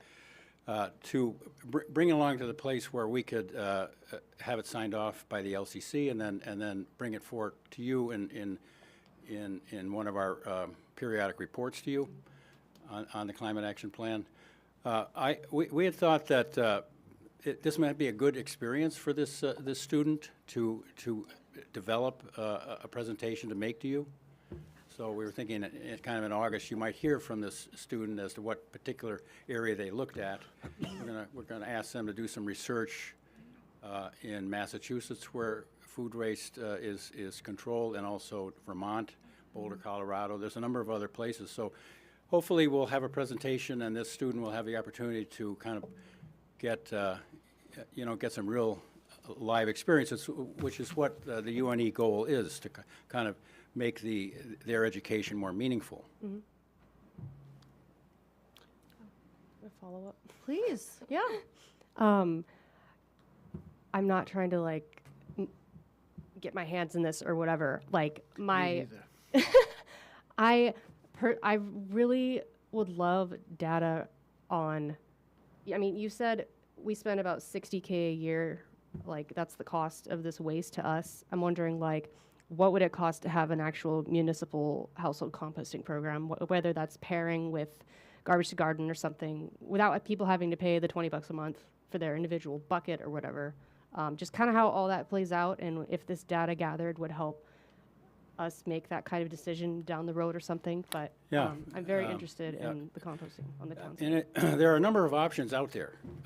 I think that this is Chris Bolduc talking to me. He kind of feels that we've kind of stalled out on people using compost and people using Garbage to Garden, and there's a next step that we can take. It only saves households money not to waste food. It saves the taxpayers money not to burn it up and collect it. And so it's a kind of a win-win situation. It's just what is the right package of incentives, what's the right package of education and whatnot, to see if we can't move the ball a little farther down the field. Great. This is cool. I like it. Yeah, to echo Denise's sentiment, I agree. I think it would be a great opportunity in this next year, and I'm trying to gather if this is where you guys are heading, where we could essentially say we will make some sort of deal with Garbage to Garden and supply that as an option for the community, in the hopes that we would find cost savings in waste disposal. So I would I would challenge you to be able to come back to us before next budget season to potentially do something like this, because I think it would be a really incredible service to offer our community. And I think that based on the loose data you've just provided me and what I would anticipate this person finding out this year, I would love to see this back on the agenda next year or on the finance committee, so. And I think there's a link here to our other action plan, which Bob Vale we should have more locally grown food available. Yeah, yeah, for people to eat. And if it's good quality locally owned food, less of it we wasted. yeah. So that there's a nice nexus of thoughts here, which is what the LCC is trying to move forward. And it would be kind of fun to engage this young student in helping us do it. We have a big orchard that could use a lot of compost. I have new business about that, so. Okay, I'll shut up then. It's coming. All Yeah, right. we Mr. anticipate McGoon. that this student would be engaged with the community orchard also. Awesome. Do you know if there are any restrictions from UNE if we get the fellow this year, we can't reapply for another fellow for X number of years? No, I sort of think to Councilor Douglas's point of, if we did have a proposal that we think it would save the town X thousands of dollars, or hopefully tens of thousands of dollars to do this, and then we implement something, then to come back with a similar program and do the study to say, like, well, did it? I haven't. And all. There's no restrictions of, once you get it 1 year, you have to wait X number of years. No, I think you certainly could. I haven't asked the question directly, but I don't think it's, one chance and that's it. I give you a motion. Great. We need to have public comment. I think we did, yeah. Okay. Started with that. Great. I move to authorize entering into an agreement with the University of New England to retain a student intern to help the Sustainability Subcommittee gather information and research issues in furtherance of its climate action plans, as recommended by the Lands and Conservation Commission. We have a motion. Do we have a second? Second. All right. We have a motion and a second. Call for a vote. All those in favor? Unanimous. Brenda, thank you so much, Jenny, for your hard work on this. This is really exciting. Thanks, Denny. Maybe they'll find a way to keep the black flies and diapers out of the pad like the last time. That was not the best. Yeah. Not our biggest success. Okay, moving along to new business. Mr. Eads, what do you have for us, sir? Pass. Okie dokie. Okay, Mike. Mr. Magoon? So just want to let people know the rec department is about 95% sure, I think was the latest from a few hours ago, of having Winterfest on February 1st, which will run from 1 to 4. They'll have live music at Valhalla, sorry. They'll have live music, food, sledding, games, photo booth, face painting, etc. And hopefully the weather holds out and that will be able to happen. The rec department also met a week or so ago to start on the Twin Brook master plan, getting some ideas on that, and I actually need to talk to you, Mr. Schwinn, afterwards on connecting on that for the LCC's part of it.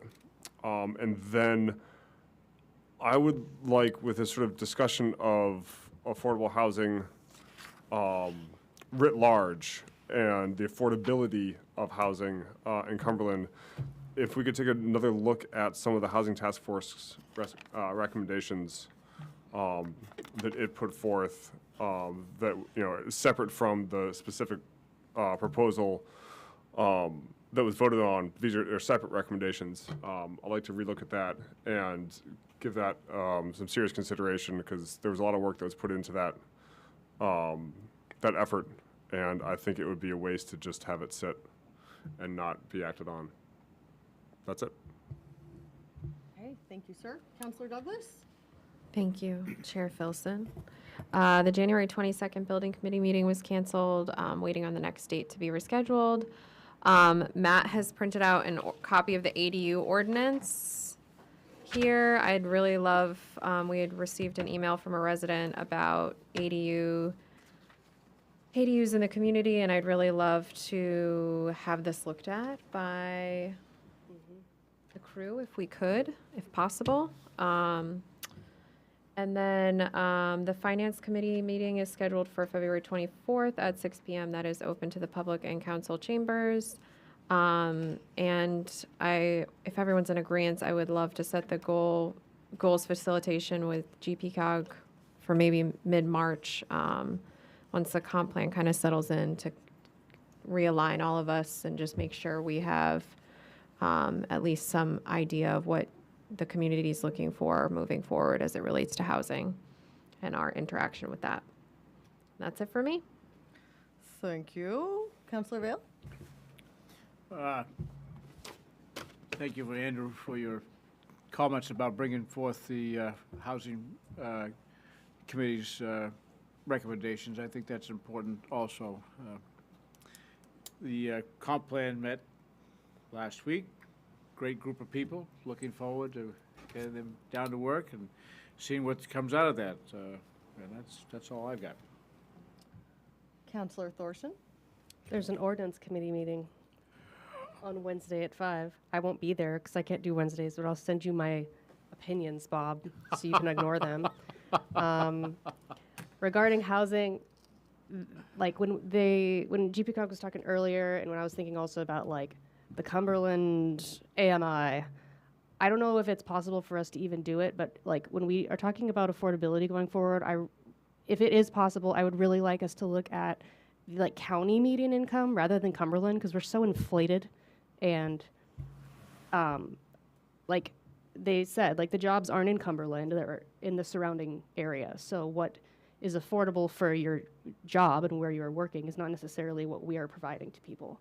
So I don't know if you can base median incomes off of a county or not, but if we can, I feel like we should be doing that rather than Cumberland. I think it depends on Is that a who's thing? doing. I think Yeah. Go ahead.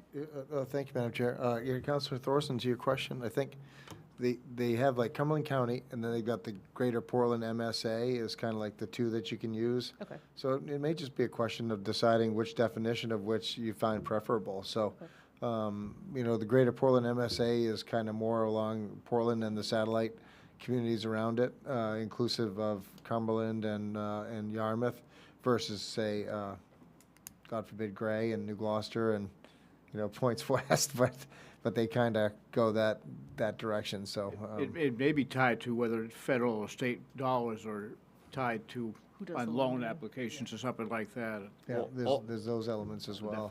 A lot of them also say, you know, cannot exceed.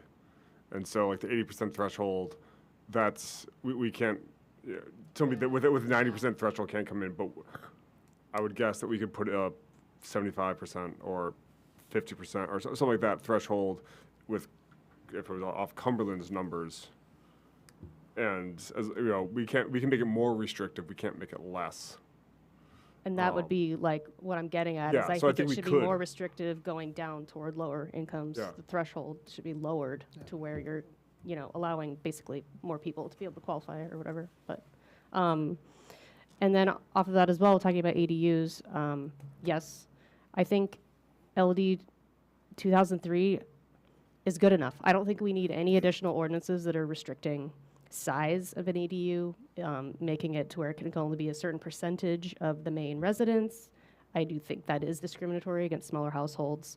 Like, what exists is the state is trying to make it as easy as possible to build these things. They already cost like $250,000.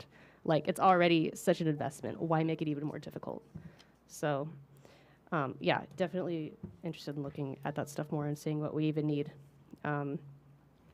in the ordinance versus not, or just relying on state statute to kind of guide that. A resident had made a comment on the interwebs about dog licensing and finding it a struggle in winter to be able to pay that when you're dealing with heating costs and all this stuff. And the idea was, can we move that to like align with the summer tax bill? Is that possible with that?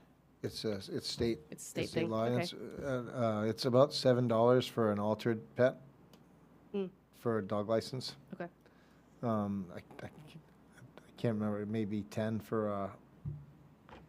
non-spayed pet, but I think, because as I said earlier this month on the 13th, it was our website that reminded me that I had to register my dog. So that's, it was $7 plus I think $2.50 for the fee. It's gonna be more for me because I have to find the rabies certificate. Yeah. I'm gonna be paying that late fee. Oh, they'll email it to you. I know. I just need to do it. But that's not part of this discussion. I can talk you through it, Councilor Wilson, if you, I've Thank got you. the Teach me how to use the recency internet. bias going on. Denise, on that note, can I jump in with Yeah, go another for comment? I don't know, Matt, if there's a way. Well, I just went through it, and like it's the state's website, so I realize it's not our website. It was horrible. It's like a just challenge. brutally, Welcome to you know, government websites. and one date wasn't entered in the correct format. They don't tell you the format, and it erased everything. And so I had to go and it just, I don't know if there's a way to like get that information back to the state coming from the town, that it's just a brutal experience to try to navigate into for $7 or $10. Like it shouldn't be that onerous of the information that they're asking and the setup of the website to get, the cost of, not even a burger. As Councilor Eads could probably verify, I think it's probably been 15 years or so since they've updated it. Yep. Would be about, At least. I guess, maybe 20. I think that's off that Moses system. That's almost as old as Moses. Oh my God. Yeah. So it's pretty antiquated, unfortunately, but it's Trip a to Augusta. bear. Let's go to Augusta. Let's do it. Send it with our March dawn. state reps. Problems that matter. Speaking of ancient websites, I don't know if we need to like allot a one-time amount of money or something to get a consultant in to just like wipe our website clean and redo it a la Portland or something else and get it on a .gov domain. But I'll continue to nag about that until we do it because like, just let's do it. Why not? Why not? Tell me why not. So that's that. I'll nag about that next time again. I think Matt wanted to reply to you. Oh, yeah. Go for it. Councilor Thorson, we're working on it. Really? Near term, yeah. love it. Whitney and I were talking about it today as well, and we've been working with Braden on that. Just a question of finding about who's going to be the provider for the domain, and but we're working on some of the background to make that conversion over in a much closer window than Cool. in the long run. So Okay. near term versus long term. And yeah, I mean, the domain's a piece of it, but just kind of like, just overall, like the structure, the finding the info, like I'm still struggling with minutes and agendas just not being there. And that's just me. I can't imagine like how annoying it is for the public trying to find info. And it's just not there. And I'll like go through emails or whatever and try to find info. Like I haven't gone to finance committee meetings, but there's also nothing on there for me to look at. So it's like, if somebody can email me the information, that'd be great. But then it's like, the public needs it too. So I do see us expanding our offerings in 25 over what Cool. traditionally we may have had. So Okay, we have, excellent. yeah, as far as content relating to like the ordinance committee, I think like I've been keeping minutes and that has been less than maintained in the past. So we're trying to push that out there as much as we can and expand our, I guess you could say, expand our catalog. right. Of, And I know all that takes time and it's annoying, but it's just is what it is. Two more things. I won't go on and on about what the library has this week because it's awesome and everyone should do it themselves. But they do have a newsletter specifically for teens now, which is great. So if you have a teen that uses the library programming, which is extensive, and they don't want to hear all the other nonsense, they do have the teen newsletter. So you can sign up for that. And lastly, talking about local food and climate action plan and stuff, the Orchard Subcommittee is looking for people. So if you want to mow weeds, pull weeds, mulch, plant things, or if you are a handy person who can like slap some wood together in a like relatively, I don't know, Bob can help you in a way where the thing won't fall apart in like a year. The idea that I never got around to because I just got too busy was making a sensory garden for the kids, like this like octagonal thing that you can walk in and there's like, vegetables and herbs and like flowers that you can eat that are edible. and like things you can touch that are fluffy, just for the little kids. Like the orchard is just like a bunch of trees right now, but there's a plan, and the plan is going to be dictated by the subcommittee, and it's like what the community wants. So you want like a raspberry willow tunnel for kids to run through and eat berries off of in the summer, or you want to have like a fire pit, like whatever. It has to be planned, and that requires people. So join the committee. There's like at least 2 spots, so more the better. And it's like free gardening. If you don't want to garden in your own yard, you can garden there.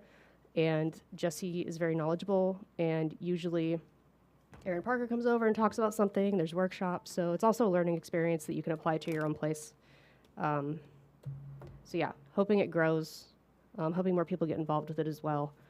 And eventually, I mean, there's going to be trees everywhere packed full of fruit, and that is probably a lot of it's going to go to the school district if there's like a bunch of extra. So just kind of that like local food cycle and all that business. A lot of potential, but it is a lot of work. So the committee needs people. That's it. We hope it grows too, Denise. If they die, we have more. We'll just replant them. That's how that is. I was just being punny. Councilor Kopp. Last night about this time, there was another serious accident at Skilland Road and Route 100. Sent a young mother and a child to the hospital.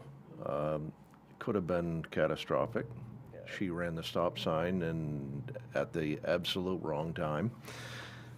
Fire department responded, transported 2 to the hospital. About a week or so ago, there was a thing on the news about the Cumberland Wood Bank. Very well done. Anybody that has any fallen trees or some wood that they want to get rid of, it's a very worthy cause. It was on the news, and they did an excellent job. I want to commend the people that are running it because they're doing a good job. Bob, I know you're friends with some of those people and donate your trailer quite often. A good friend of mine, Judy Taylor Gagnon, donated $20 to the food pantry. Judy and I graduated together 45 years ago, and I'll donate my $20 as well. And that's all I have. Great. Bob alluded to this really briefly, but I will say briefly, yes, we did kick off the comprehensive plan on Thursday, which was just so exciting. We're so lucky to have Steve Moriarty as the chair and Scott Dresser serving as the vice chair. But really, those are 2 people of many, all of whom came with great energy, great ideas, so excited. One of the things I think everyone will be sort of excited to know is that they're going to be doing a new survey for the residents as well. So kind of deciding that 2022 community survey was not updated enough data. So good news, more data coming. But I'm really looking forward to hopefully getting some kind of solid alignment. And this goes back to Bailey and kind of what you mentioned on the goal setting session, but to also understand and maybe see if we can have some suggestions about what questions or what things that we also want to know as part of the comp plan. And I think the consultant will be really helpful with that as well. But I mean, maybe put your thinking caps on and let Bob and I know if there's anything or kind of any genre that of course is aligned with the goals of the comprehensive plan, not like what's your favorite TV show of the year. But kind of keep us posted on that. We'll come back with updates early and often, right, Bob? But yeah, just incredible group of people. Cannot wait to get this moving. And thank you all for being here on this beautiful Monday night, and stay warm. And I'm glad that there were no casualties from the earthquake. And if there's a motion to adjourn, I would take one. So moved. Second. Right. There's a motion and in a second. All those in favor? Unanimous, Brenda. Thanks, everybody. Thank you, Mike. Thank you, Jenny. Bye, Dave. I have a website. Have you ever looked at it?